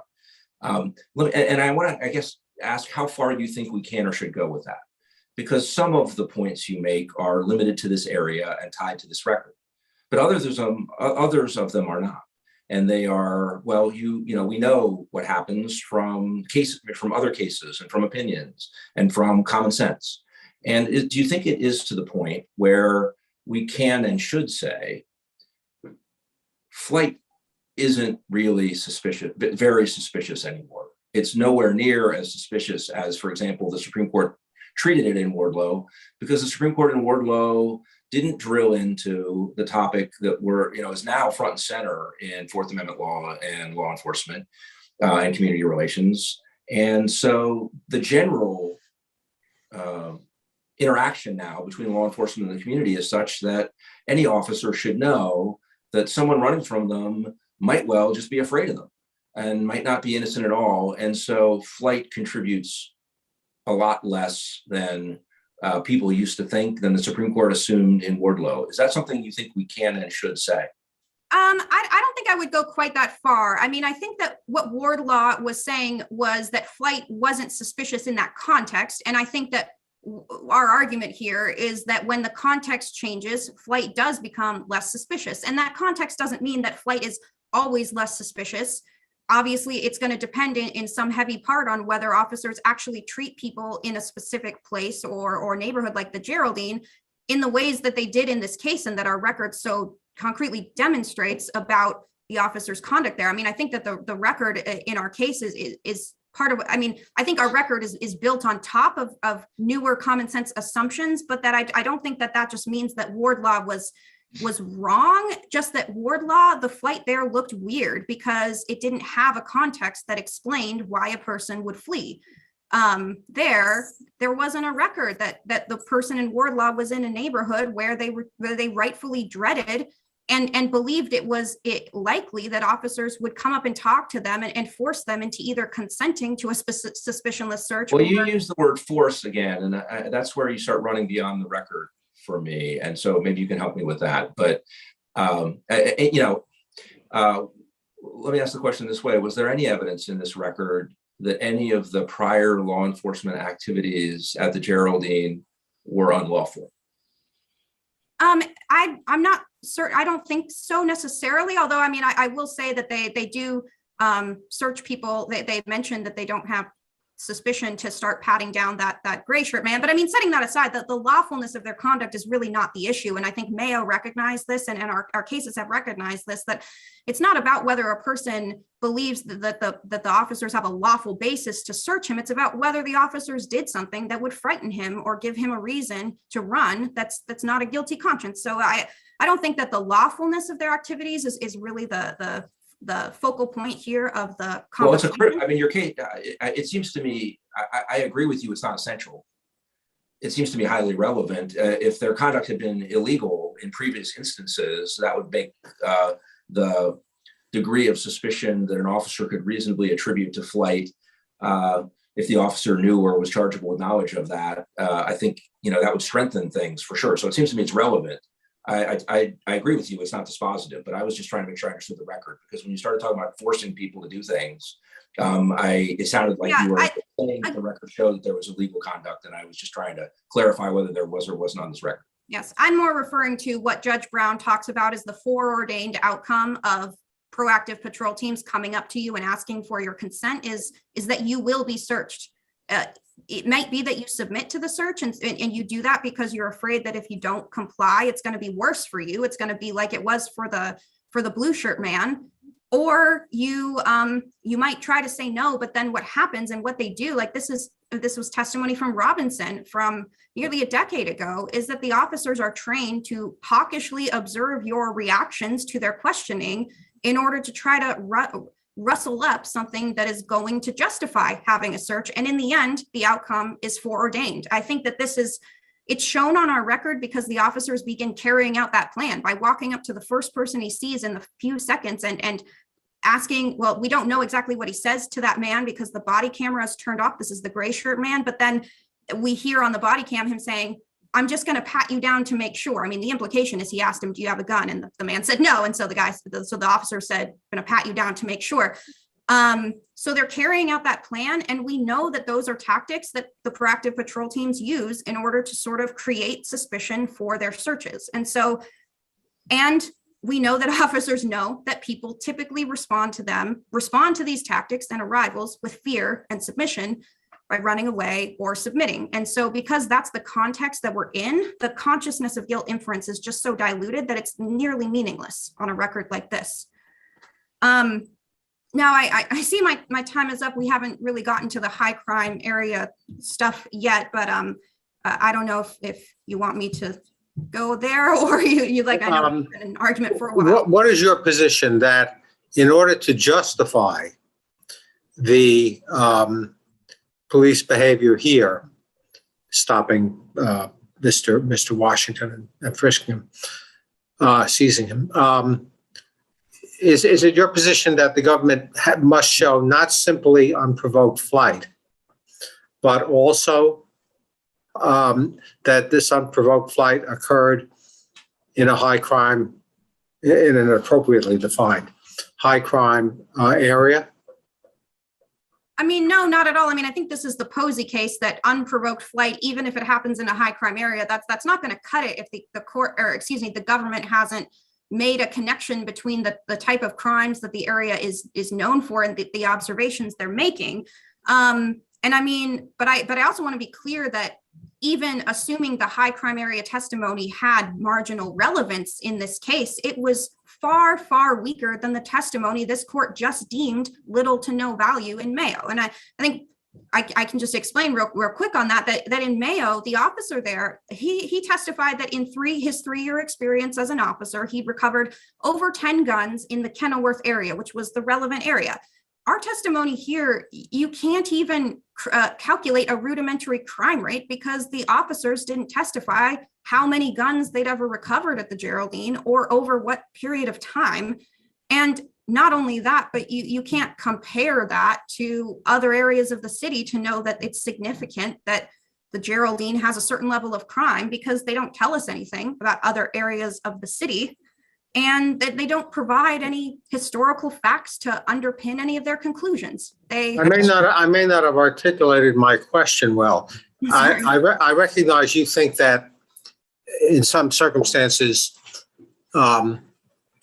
unprovoked flight is not enough or even unprovoked flight and a high crime area is not enough. But do you regard proof of a high crime area as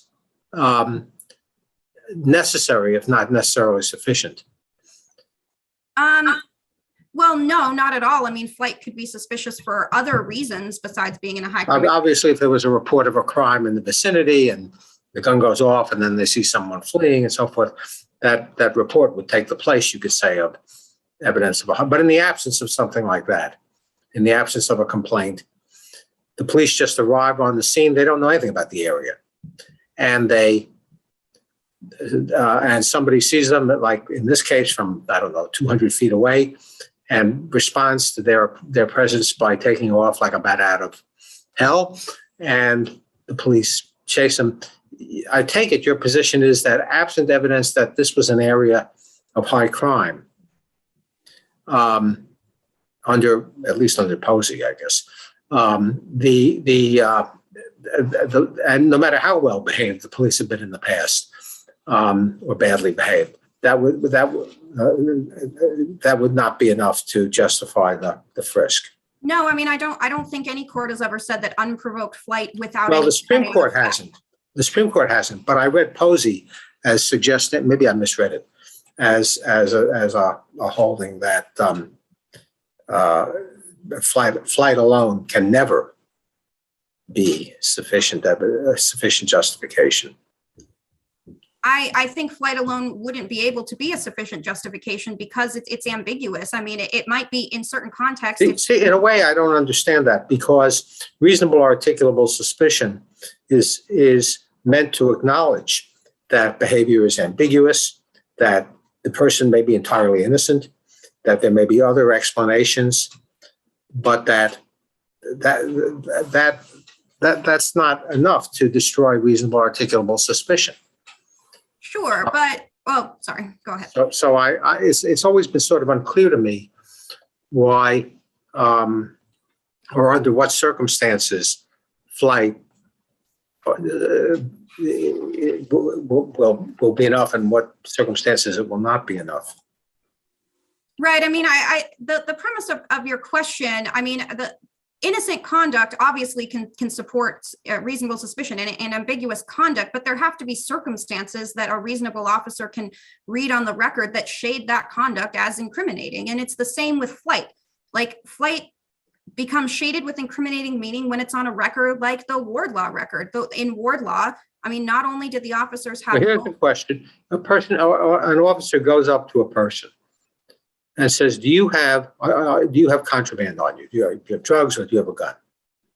And the person's reaction is to say, I'm not staying here any longer. I'm out of here. I think many people would say, well, even if the officer had no basis whatsoever for asking that question, the person's response indicates that the officer, picked the right person. That response is tantamount to an admission that the person does have what the officer is suspecting, or maybe something else that's equally bad. It's a natural supposition. I take it, though, you would say that that person has the right to flee. He doesn't have to stay around there. And the officer is not justified in drawing the inference that the person, in having reasonable articulable suspicion that the person is guilty. I mean, our position is that our case law has foreclosed the type of inference that you're drawing. I mean, when officers do But something— what's wrong with it? What's wrong with that inference? I mean, I think the problem, and again, it's going to depend on context. Just an officer going up and asking a question, we can't really know whether that's going to make a person scared if we don't know where that question occurred or what questions are happening in the past. But when we have a situation like at the Geraldine, where we know that what officers are doing is asking those questions so that they can gin up suspicion for the search and make the search happen, even if the person wanted to walk away, then we know that there's a reason on that record that the person is fleeing that's not for a guilty conscience. It doesn't mean that it's not technically possible that a person is fleeing for their guilty conscience. It just means that the reasonableness of the officer's inference is diluted by the fact that he did something that makes it apparent on the record that the person's flight is related, or could be related to something else, because it means that it makes the flight less probative of guilt.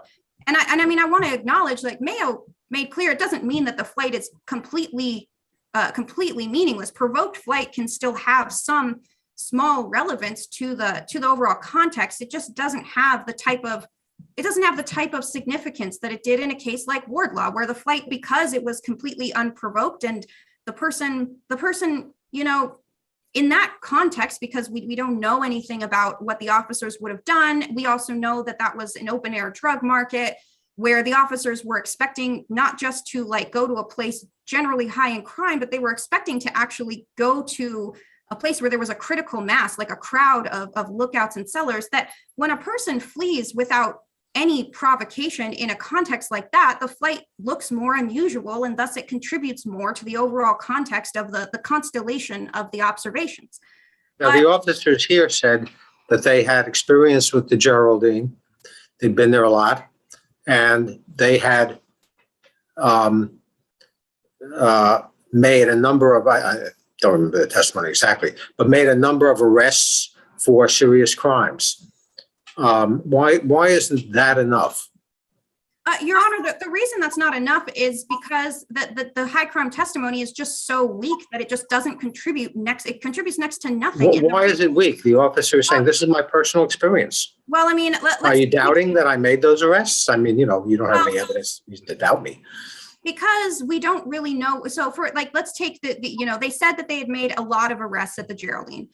But he doesn't. So the reason that testimony is weak is because it's conclusory. They didn't give us the historical facts of what does a lot mean to Officer Ewing when he says that. And I mean, I want to point out something from the record, which is that Officer Ewing stated in response to a different question that over his entire 3.5-year career, he'd made over 5 gun arrests total, or gun recoveries, I think.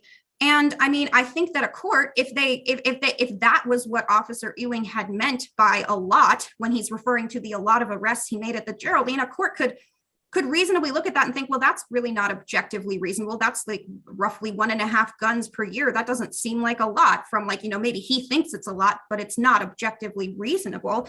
But so, I mean, but the problem in our case is just we don't have any testimony on which to base any judgments. We don't know how many guns were recovered over what period of time.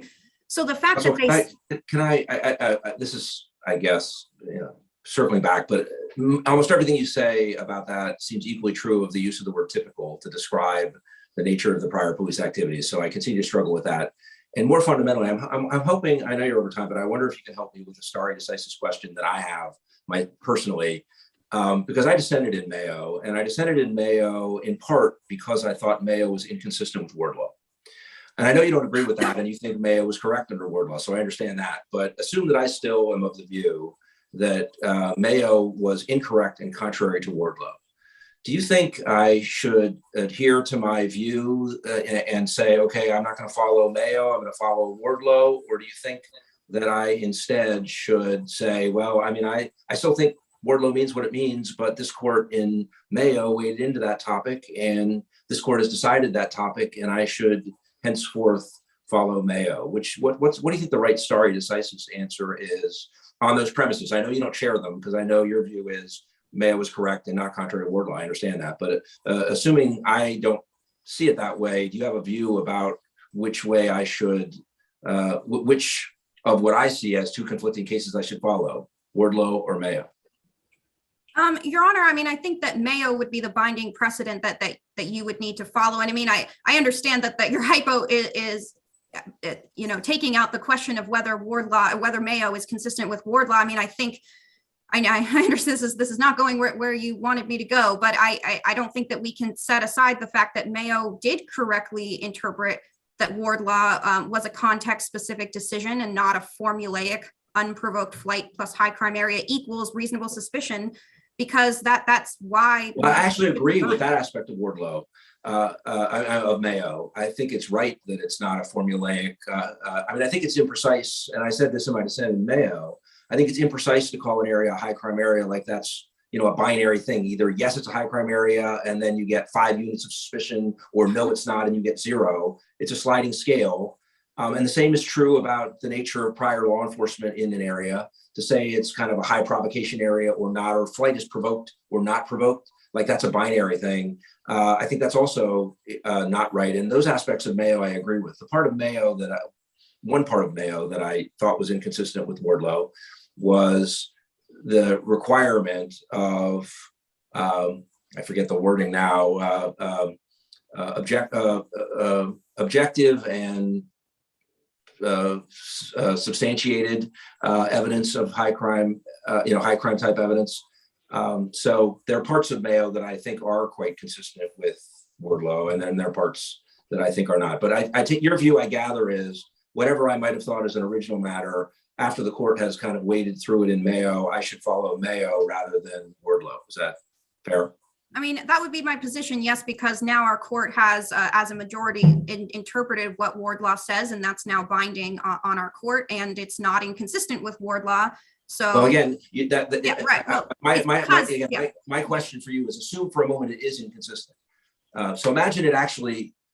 I mean, assume, let me ask the question this way, because I understand your temptation to resist the hypothetical because you don't agree with it. The premise of it, I know you don't agree with it. That's completely fine. But I'm just asking, what should a judge do if a judge believes, here's the judge's thinking. The Supreme Court held one thing. Our court later said, no, that's not what the court held, and here's what we hold. And if the judge, a third judge whether that judge dissented in one of those cases or not, then a third judge comes and says, well, I look at this as an original matter, and I think the Supreme Court is telling me to do one thing. And a later decision of our court has, says it's talking about that opinion, but I don't agree with what it says. So I'm being told by the Supreme Court to do one thing and by a division of this court in a subsequent decision to do another thing. Assume they're inconsistent. Which one should the judge do? Is the answer always do what, if it is inconsistent, follow the Supreme Court?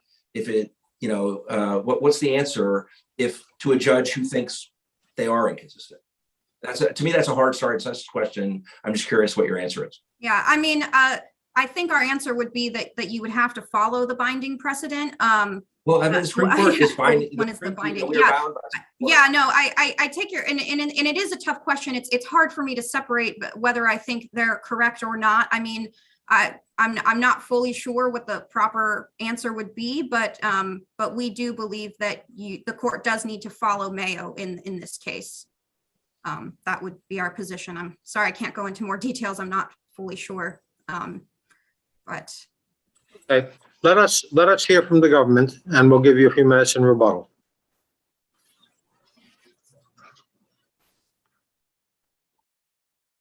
May it please the court, Mark Hobel for the United States.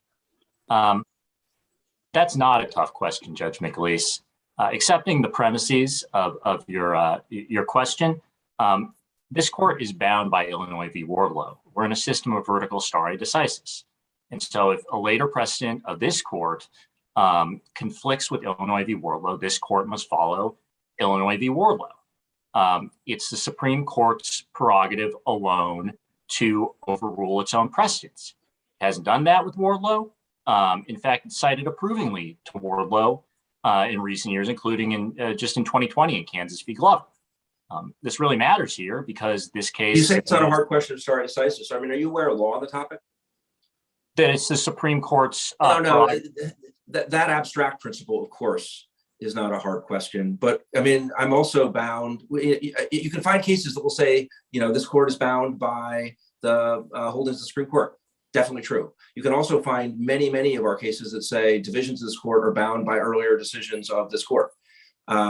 So have you seen law that says when those two things run up against each other, basically, a judge who thinks, our later opinions have construed the Supreme Court one way, I think it's, another. I'm not bound by kind of precedent on Supreme Court precedent. I'm always free to kind of think myself anew. The Supreme Court decision means whatever it means, and I'm bound by what it means, not by anything that our court ever says about what a Supreme Court decision means. I always just go back without any stare decisis principles related to our earlier decisions and just say what I think the Supreme Court decisions mean. Is that, is there law on that topic that you're aware of that addresses the interaction among those principles and gives the answer that you, I gather, think is obvious? Right. Well, I think the Mercer case that we cited in our brief from this court is notes that general principle that this court is bound by Supreme Court precedents until they're overruled. And the Supreme Court has cautioned lower courts, has directed lower courts, you're bound by Supreme Court precedents on constitutional federal issues like this one, like a Fourth Amendment issue like this one. And I believe we cited the Supreme Court case in our brief. I'm afraid the name of it mistakes me, but it's certainly not the only Supreme Court case out there that elucidates that. But even more so, I think that— those are basic principles. Those are easy. My question is, how do they interact with, you can find, it's also a basic principle that I'm bound by Mayo. It strikes me that the question may not really be presented in this case in the following sense. There's a strong argument that Mayo, that if one follows Mayo, then that determines the outcome of this case. Okay. But even if we say, well, put aside Mayo, if we, for example, agree that with the substantive points being made by one side or the other, it may well be the case we would decide this case the same way we would even if we were following Mayo. Ms. Bridges argues, for example, that this was provoked flight, that the inference one would draw from flight is not justified in the circumstances of this case, because these people have experience with police officers, and police officers ought to know that they have lots of good reasons to, exaggerating a little bit for effect, but that they have lots of good reasons to flee from us. And the police officer and the court ought to know that it's got really worthless testimony about whether this was a high crime area or not. Now, if the arguments are correct, we don't need Mayo to decide this case in appellant's favor. So the issue may not really be before us in that sense, or before before all of us, however we feel.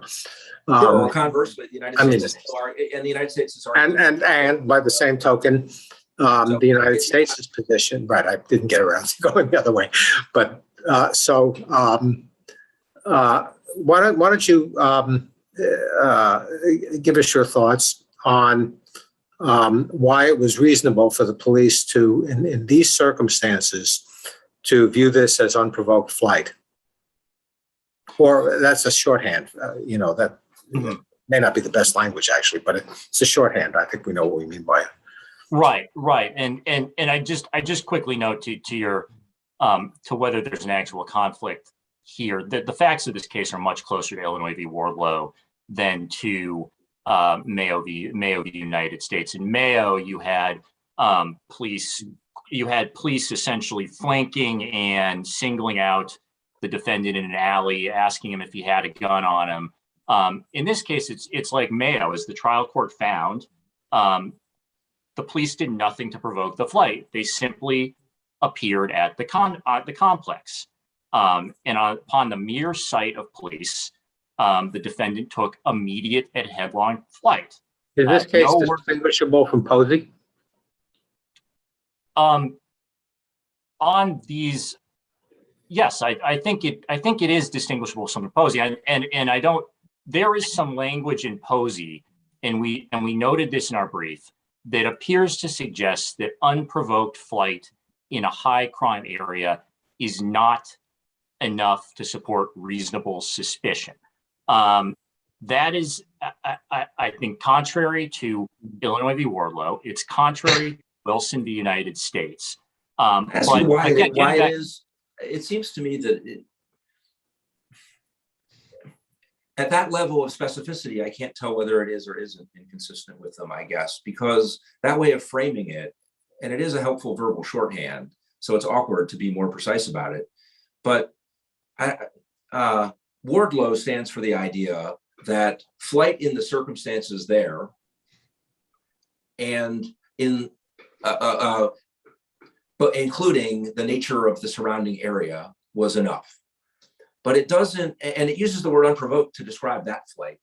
Although, I mean, that flight was provoked by the presence of the police. It just wasn't provoked by anything more than their presence in a car driving by. It was inferentially provoked by them. That's why it's suspicious, is that it was provoked by their presence. Is it the United States' position that both of these things are binary? Either the flight is provoked or it's unprovoked, and either an area is a high crime area or it's not. And if the answer to both those things is yes, no matter what the circumstances are about the details, Wardlow tells you always reasonable articulable suspicion. Is that the mode of reasoning you think is the governing one? No, and as Your Honor mentioned, shorthand. I think we are using a bit of shorthand here, but I think the way that Your Honor explained it in your Mayo dissent was helpful.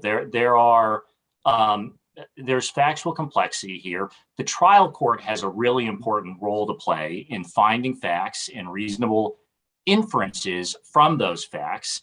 And I want to make sure that we address the role of the trial court here, because I think Ms. Bridges wants to essentially write Judge Salerno's careful findings out of the picture here and ask this court to substitute its own findings. But in terms of there isn't a binary. What I would say though is that like cases do need to be treated alike, and the similarities here to Illinois v. Wardlow and what happened to Illinois v. Wardlow.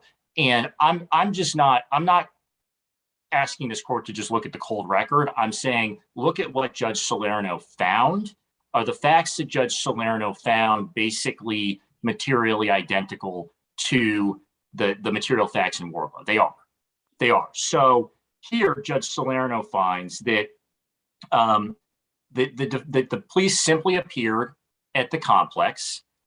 They were getting out of their cars. We included a screenshot from the body-worn camera on page 7 of our brief that shows just how far the defendant was from Officer Bewley when he took one look at Officer Bewley, who was clearly dressed as a police officer, and upon the mere sight, the defendant took immediate headlong flight. He could have just walked through the breezeway to that was right next to him and been gone, but he ran.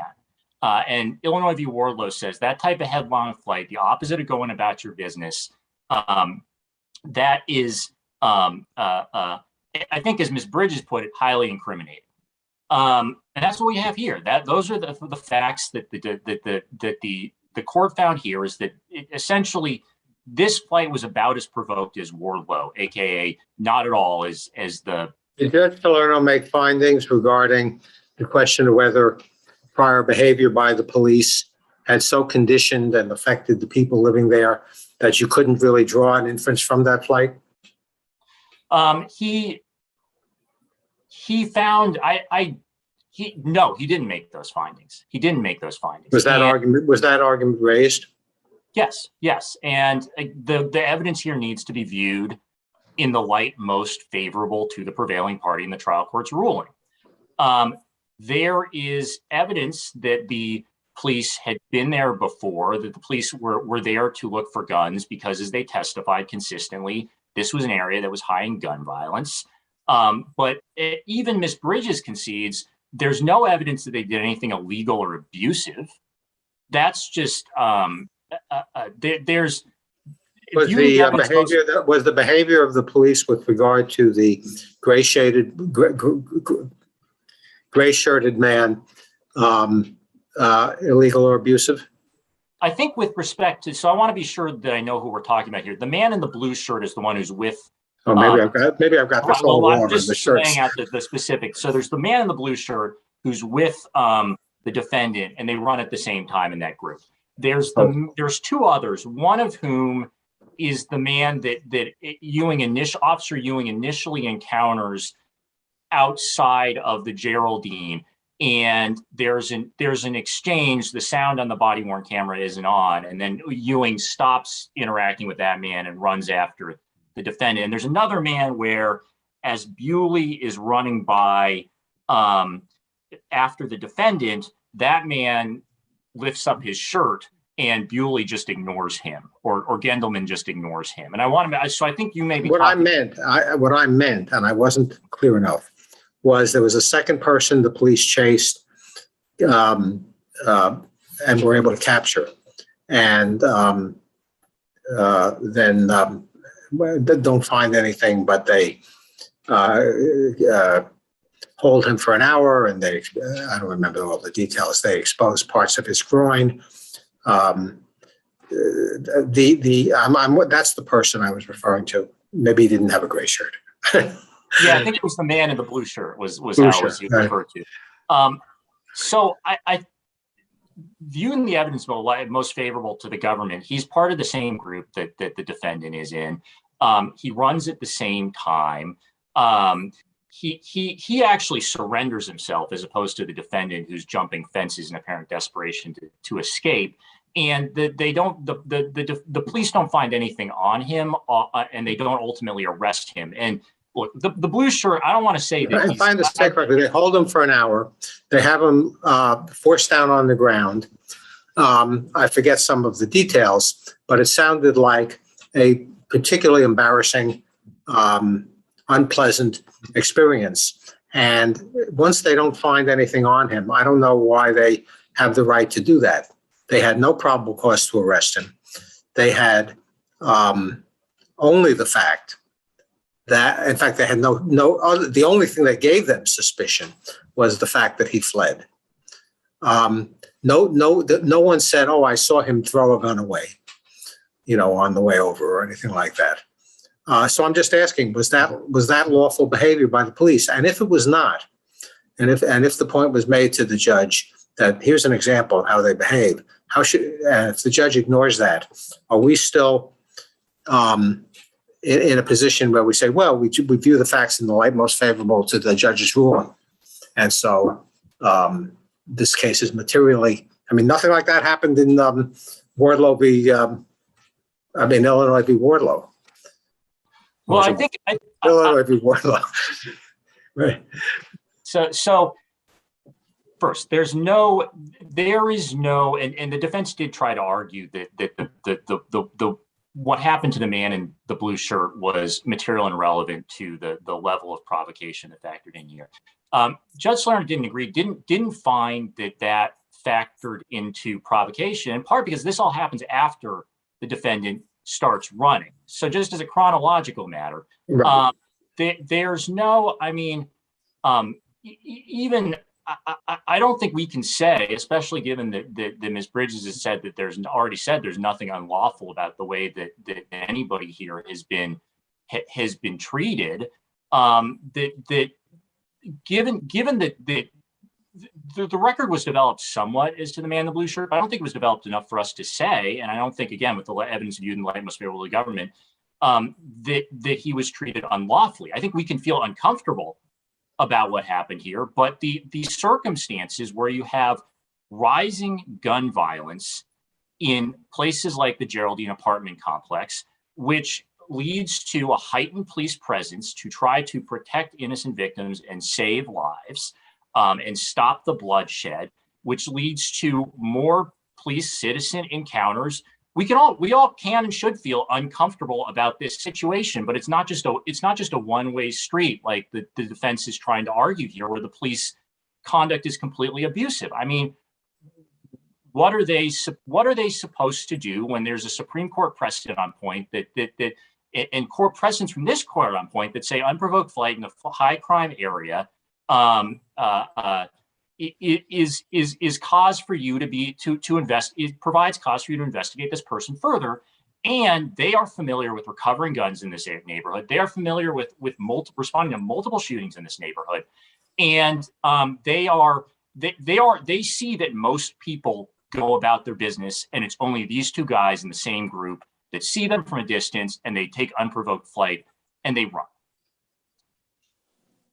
What do you understand unprovoked flight to mean, to be shorthand for?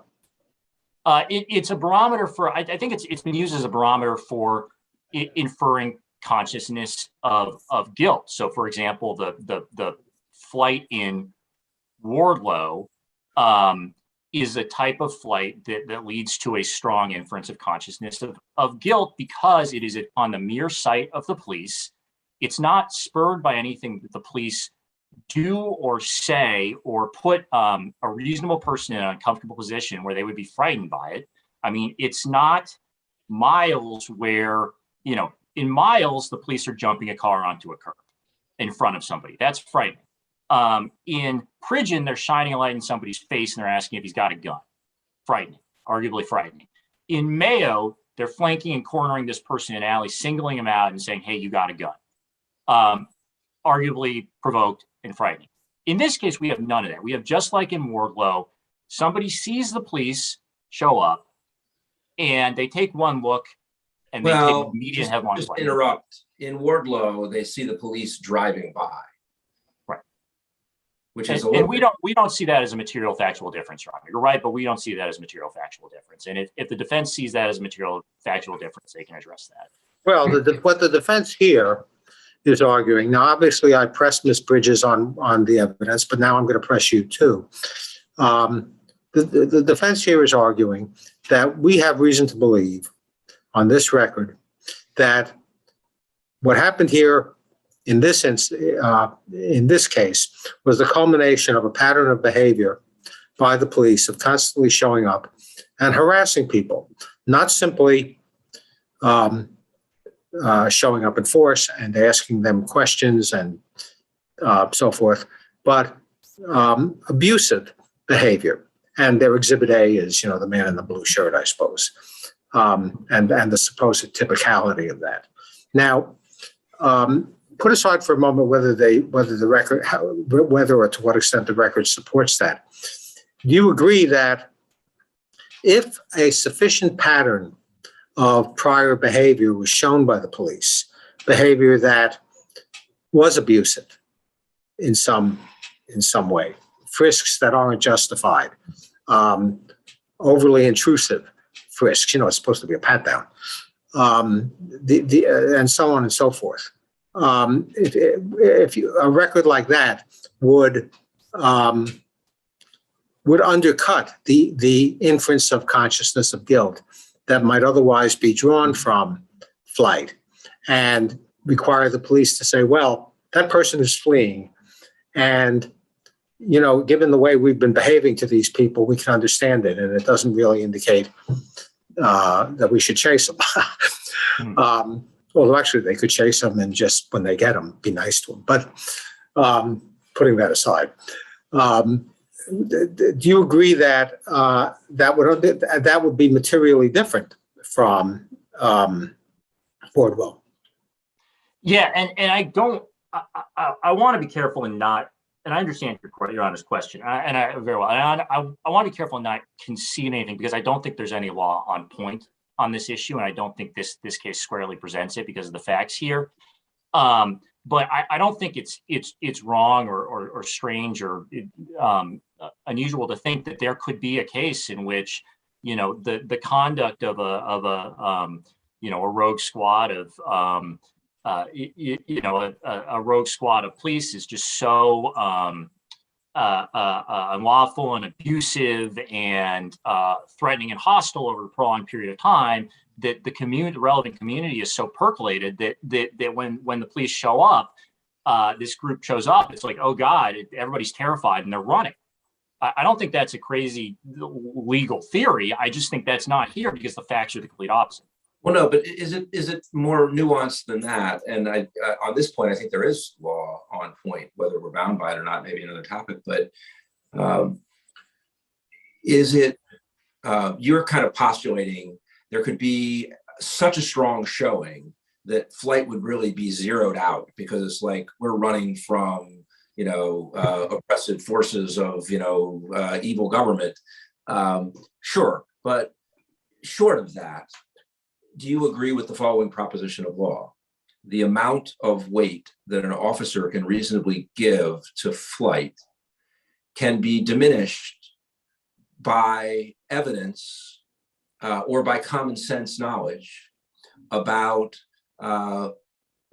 contentious, troublesome law enforcement, community interactions, and people's reactions to them, so that in ward law, flight, gave you 87% of articulable suspicion. And but now, if we have a record which is, not all the way to the extreme you're positing, but is, more like, let's say there was just evidence that there's a lot of law enforcement activity in this area, and that, so someone comes in and, a community member comes in and says, I've seen dozens of arrests without any circumstance, without any justification.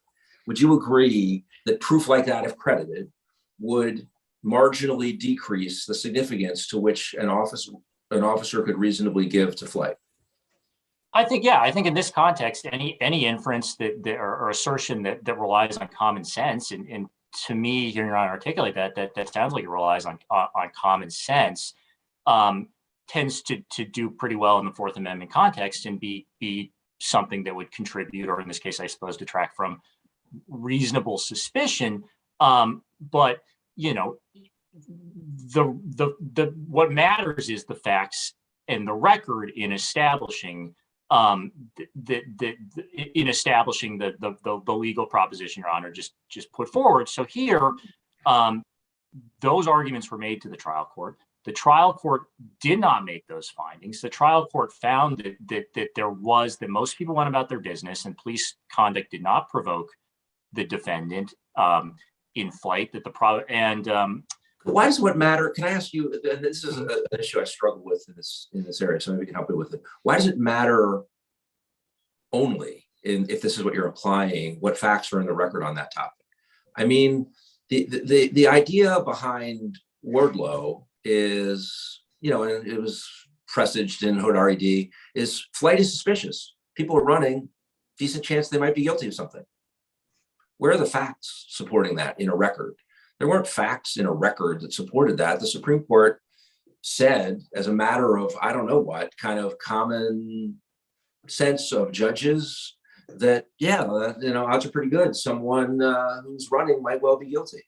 And your opponent, so our recent cases and your opponent in this case are pushing a contrary common sense inference. And they're saying, look, I'm paraphrasing, putting words in their mouth, so they can correct me. But the gist of it, or one way of looking at it, is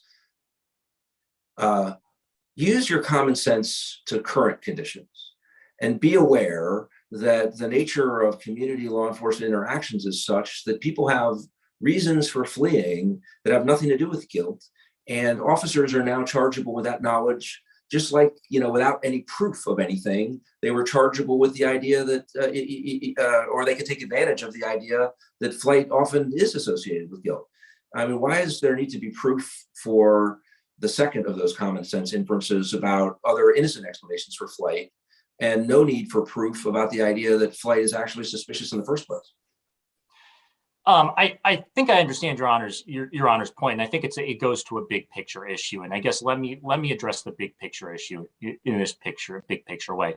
It has to do with whether the law of reasonable articulable suspicion is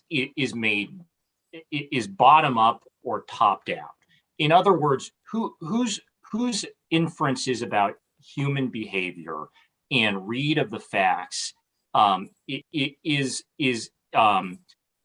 driving the analysis here. And the Supreme Court has said the inferences come from the bottom up, from the officers on the street who are familiar with the neighborhood, from the district judges, from the district and trial judges who deal with these cases and deal with these factual issues and make findings, and not— I get that, but how do you square that line of thought with, Hodari just saying, quoting the Bible, flight is suspicious, and Wardlow just saying that? If it's a bottom up doctrine, I don't see the bottom. That just came from the top. Right. Well. What's happening in those cases is that the inference is those cases start on the street. Those cases start when officer, I forget his name, in Wardlow, sees Wardlow, and when Wardlow runs, says that to me suggests that he may be involved in criminal activity, at least insofar as I have to investigate and resolve the ambiguity. So the officer does that, and the officer testifies about that in his inference, and the trial judge says, that's a reasonable inference about human behavior that's entitled to credit here in the reasonable suspicion analysis, which again is a low standard. It's not probably not the court said in Wardlow. The Supreme Court's opinion in Wardlow isn't, well, here was the testimony of the officer about why flight is suspicious, and the trial court made a finding about it, and we're going to work from the bottom up and say, oh yeah, I guess that's reasonable enough. That's not the way Wardlow is written. Wardlow is written, and Hodari wasn't written that way either, although it was a passing comment on Hodari. It was more like, we know a thing, and this is a thing that is a Fourth Amendment principle, and we'll give it to you and go work with it. It really didn't seem bottom driven at all. I think, I'm sorry? To use your way of describing it, I just didn't see it as bottom driven. Right. And just in recognizing, I think it recognizes just a common sense inference about human behavior, which is present across the board, that flight may, but not necessarily, but may create an inference that the person is running because when you're running from police, because you are guilty of a crime. It's not the only one. And I think just toward tying out, I think it's whether or not we think that some of these conceptual issues about how the Supreme Court is reaching these determinations, I think, are less significant here than just the Supreme Court is really clear. If there's one thing they've been clear on, it's that flight at the mere sight of officers, which is what happened here, contributes meaningfully to reasonable suspicion, and that's where we are. I'm hoping I can address the high crime area issue because I think this is a tricky issue. I think you should. In terms of the high crime area, one thing I think Your Honor, Judge McLeese, focused in on here is that essentially the defense is asking this court to treat high crime area evidence is different from any other fact that can contribute to material to reasonable suspicion, so that there needs to be a higher standard or burden that is met, and as opposed to, say, provocation, where you can rely on very vague evidence in the record to get to provocation. And that doesn't make any sense. It's also inconsistent with Mayo. And what Mayo says, and I'm quoting from page 42 of the slip opinion here, just as with any other evidence that contributes to the reasonable articulable suspicion analysis, courts must apply a fact-intensive approach to high crime evidence. And while Mayo doesn't say specifically that clear error review applies here, that's where other appellate courts have gone, including the Second Circuit recently sitting en banc in Weaver. Other cases we've cited in our brief, and fact-intensive, I think, treating as any other factor like furtive movements or what have you, I think goes to clear error. So here we have a finding by the Judge Salerno, that this is a high crime area based on the testimony of officers.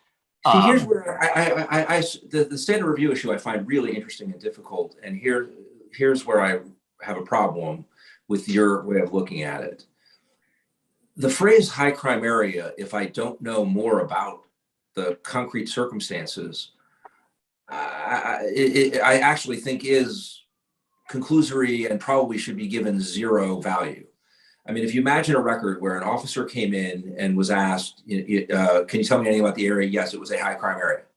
And the trial judge then says, I find it was a high crime area. And then says, I'm going to give that X amount of reasonable suspicion weight. It's meaningless. And so the ultimate label without its details is, I think, pretty close to meaningless. And so I take your point that if you actually wade into the details and you say, I am a trial judge, I heard testimony that Officer X had been in an area that he or she described in the following way, that, and I'm not necessarily saying it has to be sufficiently particularized and objectively substantiated. I had my doubts about that in dissent in Mayo, but I get the idea that an officer who gives some concrete information, I don't care whether it's objectively substantiated, but at whatever level of specificity it is, if the judge can make a factual finding, I credit it, I don't credit it, there are ambiguities in it, here's what I find. If you're talking about the historical facts, how many crimes, how many, maybe even comparatives, this was, twice as high as some other, area. I don't think this evidence has to be comparative logically, but if it is, maybe. So those more specific things, I agree, would be a clear error determination. But then once you know what the underlying circumstances are about how much prior criminal activity is in that area and how it compares with other areas, if that is provided, which I don't think would have to be, once you know what here are the facts, now I know those facts, I'm not just going to attach a label high crime area and give it 7 units of articulable suspicion. Now I have to figure out how much weight to give that in a reasonable articulable suspicion analysis. That second step seems to me a question of law. Once I know what information was there about criminal activity in the area, that's all historical stuff. Review it for clear error. But then if the issue is how much weight does that have, that seems to me a question of law. Do you disagree with what I just said? And if so, why? Well, I think I do. Yes. And I don't disagree with the historical aspect of it, obviously, of the amount of crime in an area and so forth. And so, I wouldn't disagree if Your Honor was saying the ultimate question of reasonable articulable suspicion. Clearly, that's a question of law under Supreme Court precedent.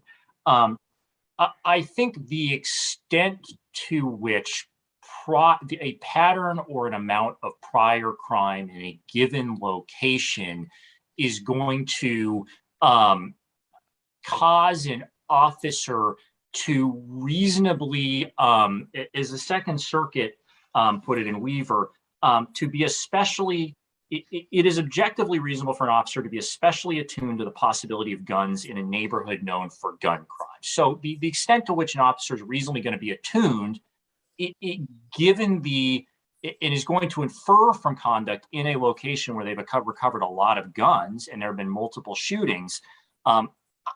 I think that's the sort of inference that at the very least is entitled to due weight and deference, which is under cases like Ornelas from the Supreme Court. In other words,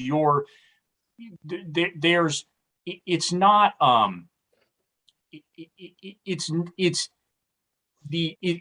the appellate court shouldn't be just applying de novo review to the amount of to the weight that is given to specific high crime area testimony. There has to be room for deference to credited testimony of officers who deal with this basically every day. Credited is I don't know what attuned means. I thought the notion is that the higher the crime in the area, the more likelihood it is that the person the officer has suspicions about is a criminal. And if that's not the reasoning, flawed though that may be, I don't know what it is. Right. So I think that I've seen this. I think the issue is, and that's problematic in a case like this, for example, or it might be. Maybe I shouldn't. Right. I think an officer is not going to overlook in a location where an officer is has recovered numerous guns, has responded to multiple shootings, a specific defined location. The officer is inferring that it is at least a little bit more likely that this person who has taken flight when he just shows up, when the officer just shows up, that person is armed. The fact that there have been numerous gun recoveries in that very location is a factor that officer is going to consider. And I think, I just want to put the question is how the officer considers it. I mean, what was the evidence here? Look, suppose I live in the safest neighborhood. I should wish, right? The safest neighborhood in the District of Columbia. We've never seen criminals. And one day the police show up at my apartment building or my mansion or whatever it is. And there's this stranger out there who, as soon as he sees the police, takes off running. It's not a high crime area. Why does that make a difference? I think there's just I think in part you have to say, what is the police officer going to say about this? And the officer is going to say, I think that an officer is in. So the officer says, let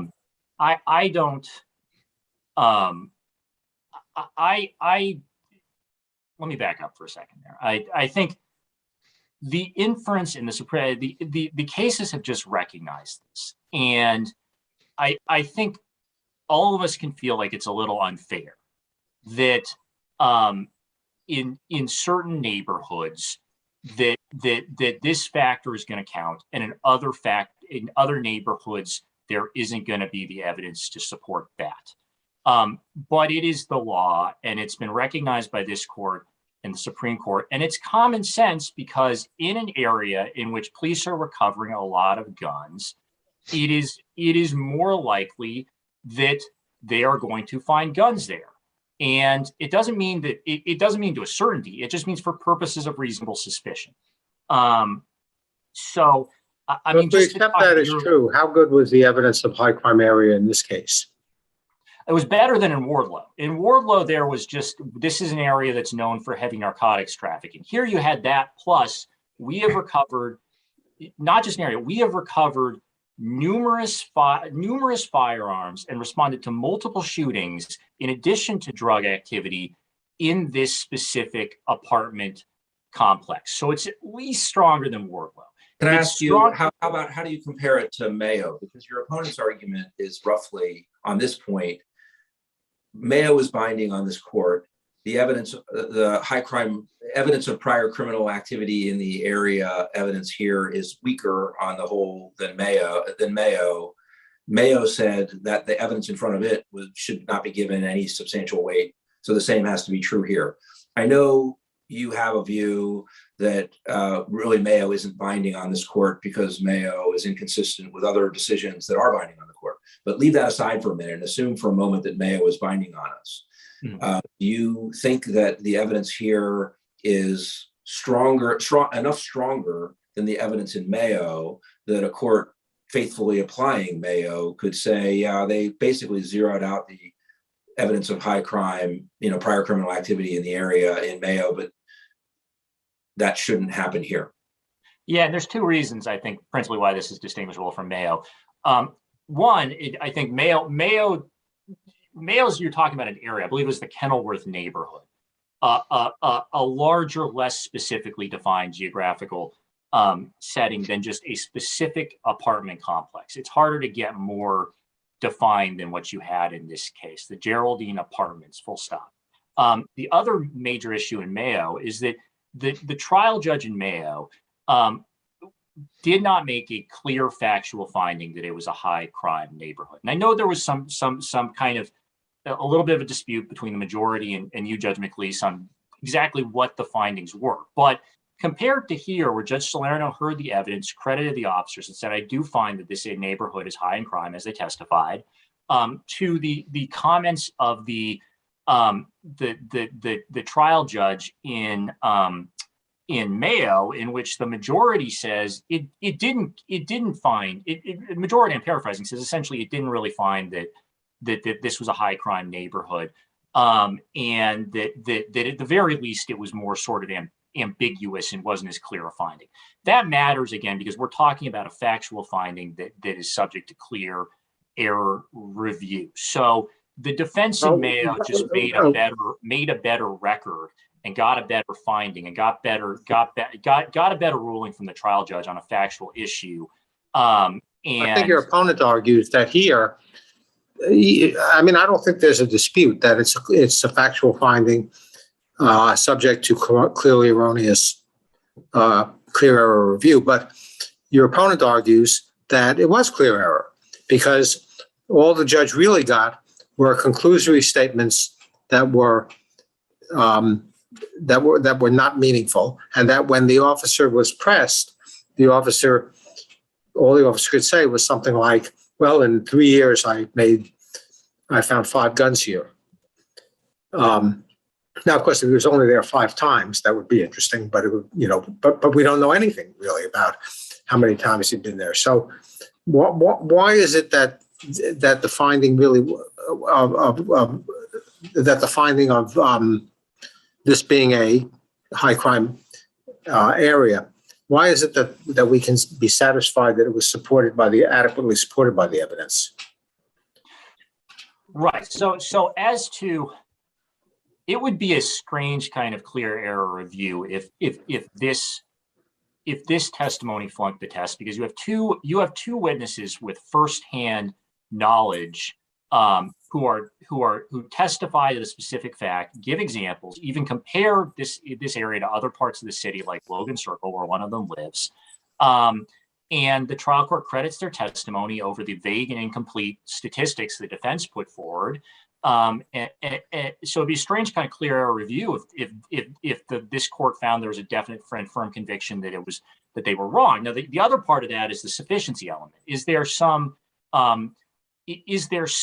requirement that high crime area evidence go over and above other types of evidence and factual findings in the reasonable suspicion context and present things like data and specifics, data and scientific evidence that we don't, the Supreme Court has said in Wardlow really aren't required in this context, but is high crime area evidence special? No. And I just want to flag for the court, that we'd cite in our brief, United States v. Arbizu, which was decided a couple of years after Wardlow, a Supreme Court case where the Supreme Court reversed the Ninth Circuit, which had tried to, I think, is quote, clearly delimit the extent to which certain factors could be part of the totality of the circumstances analysis under reasonable suspicion. The Supreme Court sharply reversed the Ninth Circuit and said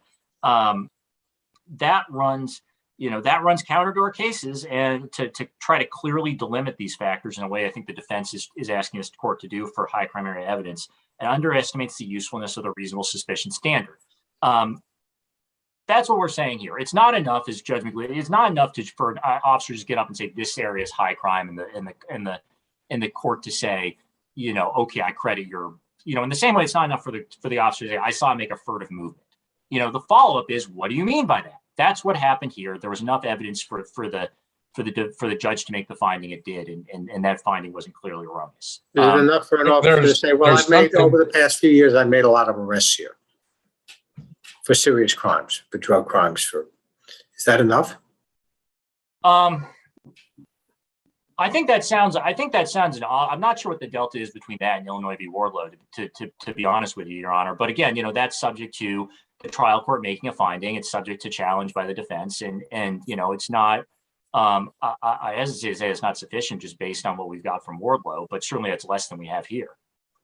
There's something sort of surreal about this, or maybe the word is missing. But if the only people who really know if it's a high crime area are the people who live there. And if you took a survey of either a Kenilworth area or a smaller place like a confined apartment building, you'd take a vote, and some people would say, yes, it is, and others would say it's not. And even some of those who say it's not say, well, we want a lot of policemen around here because there's enough crime, but it's not high, So we kind of have this thing that we're trying to approximate into some sort of legal principles. And it seems to me that the high crime area aspect of this is meaningful primarily, if not exclusively, because of the provocation issue. Well, why are we having a case like this? Well, it's because of jump out squads and other things that are very offensive and, drive some people who are innocent to run. And so, it's kind of weird to talk about a high crime area in any meaningful way, separate from provocation, because Judge Lichtman's hypothetical about his own neighborhood is, if somebody's walking down the street and sees a cop and starts running, nobody would say that the policeman has a right to run after him and frisk him. But if there are enough activity that makes people really concerned about police arriving, and there has to be some way of dealing with it. And I'm just rambling here, but it seems to me the provocation element is a lot more important overall in high crime area, because if it weren't for the provocation, the high crime area would not be as big a concern to people. Now, that doesn't take us anywhere, but I just think. Yeah, I think, Your Honor, respectfully, I think the causation runs the other direction. And I don't think, this is maybe a policy issue, but, the reason that the police are there and the police are acting and the police are using every lawful method at their disposal to find illegal guns is because this is in a neighborhood that is plagued by shootings, is plagued by gun violence, that is plagued by drugs, is plagued by, by all the stuff that we're seeing on our streets that is just getting so tiring. And so I think,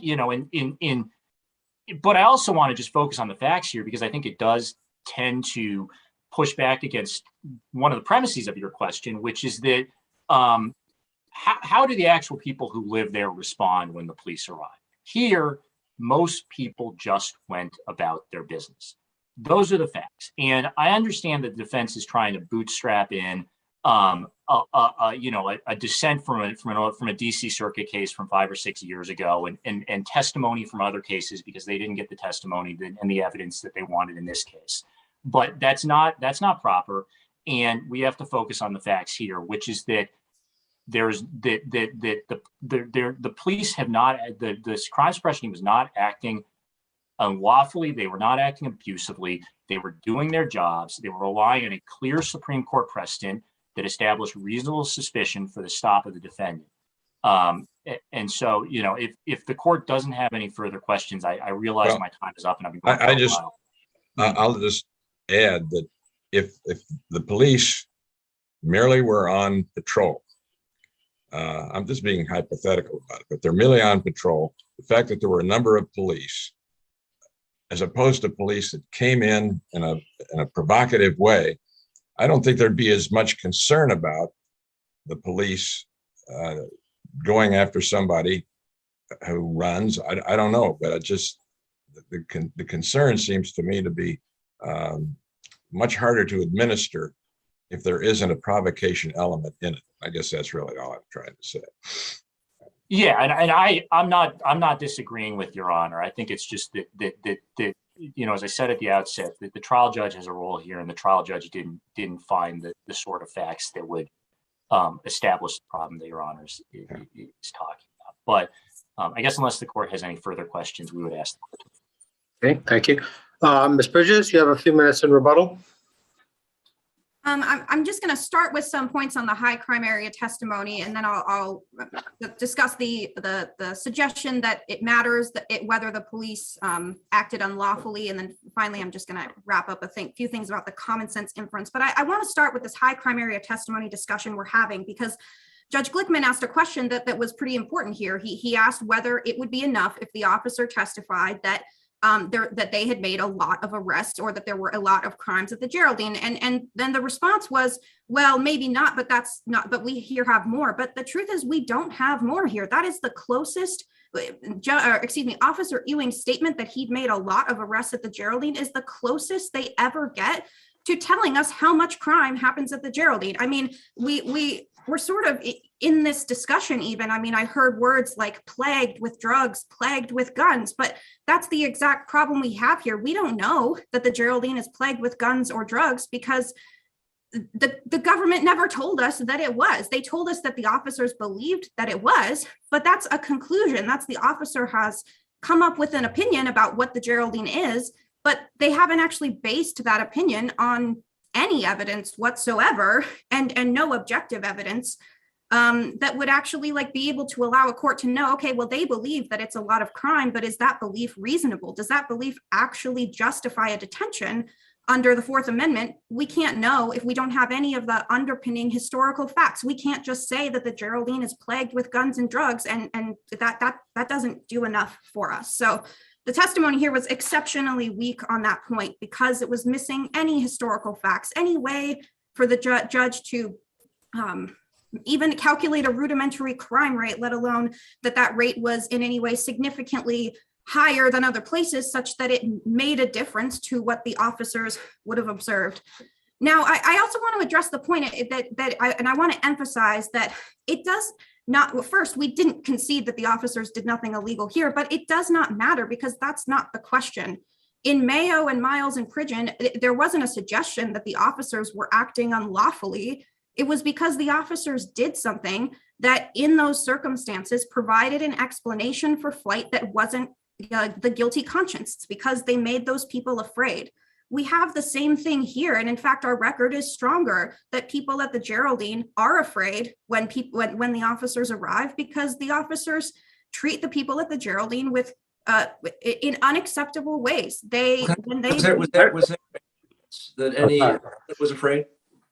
Excuse me, I couldn't hear you. Was there any direct evidence that any resident or occupant was afraid? I mean, Your Honor, our position is that there's not really it's not really disputable that they were afraid. People don't like being touched. People don't want to be touched without. Well, I take that to be no, there wasn't direct evidence, but you think it should be and could be inferred. Is that fair? I mean, I think that that it has to be inferred that that's what people would feel when they're treated the way that they were treated at the Geraldine. I mean, I don't think it's possible to think people felt neutral when the officers arrived, or that people like it when the officers come up to them. Your opponent says most folks just went about their business. Is that true or false?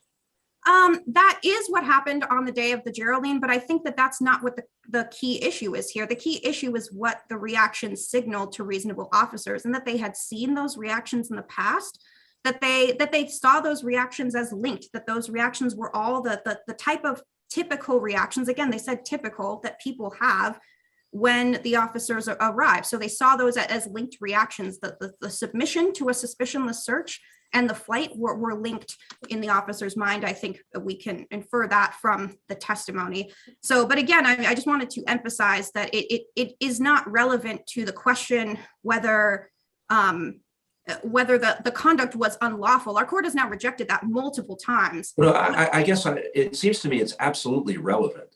It's just not necessary. It's not dispositive. For sure, you don't really think it's irrelevant? I guess what I'm getting at is it's just not the question that is at issue is whether officers did something that would make a person flee for a reason that is not guilty. Right, and if what they were doing was illegal, that would be a pretty strong indication that a person might well flee.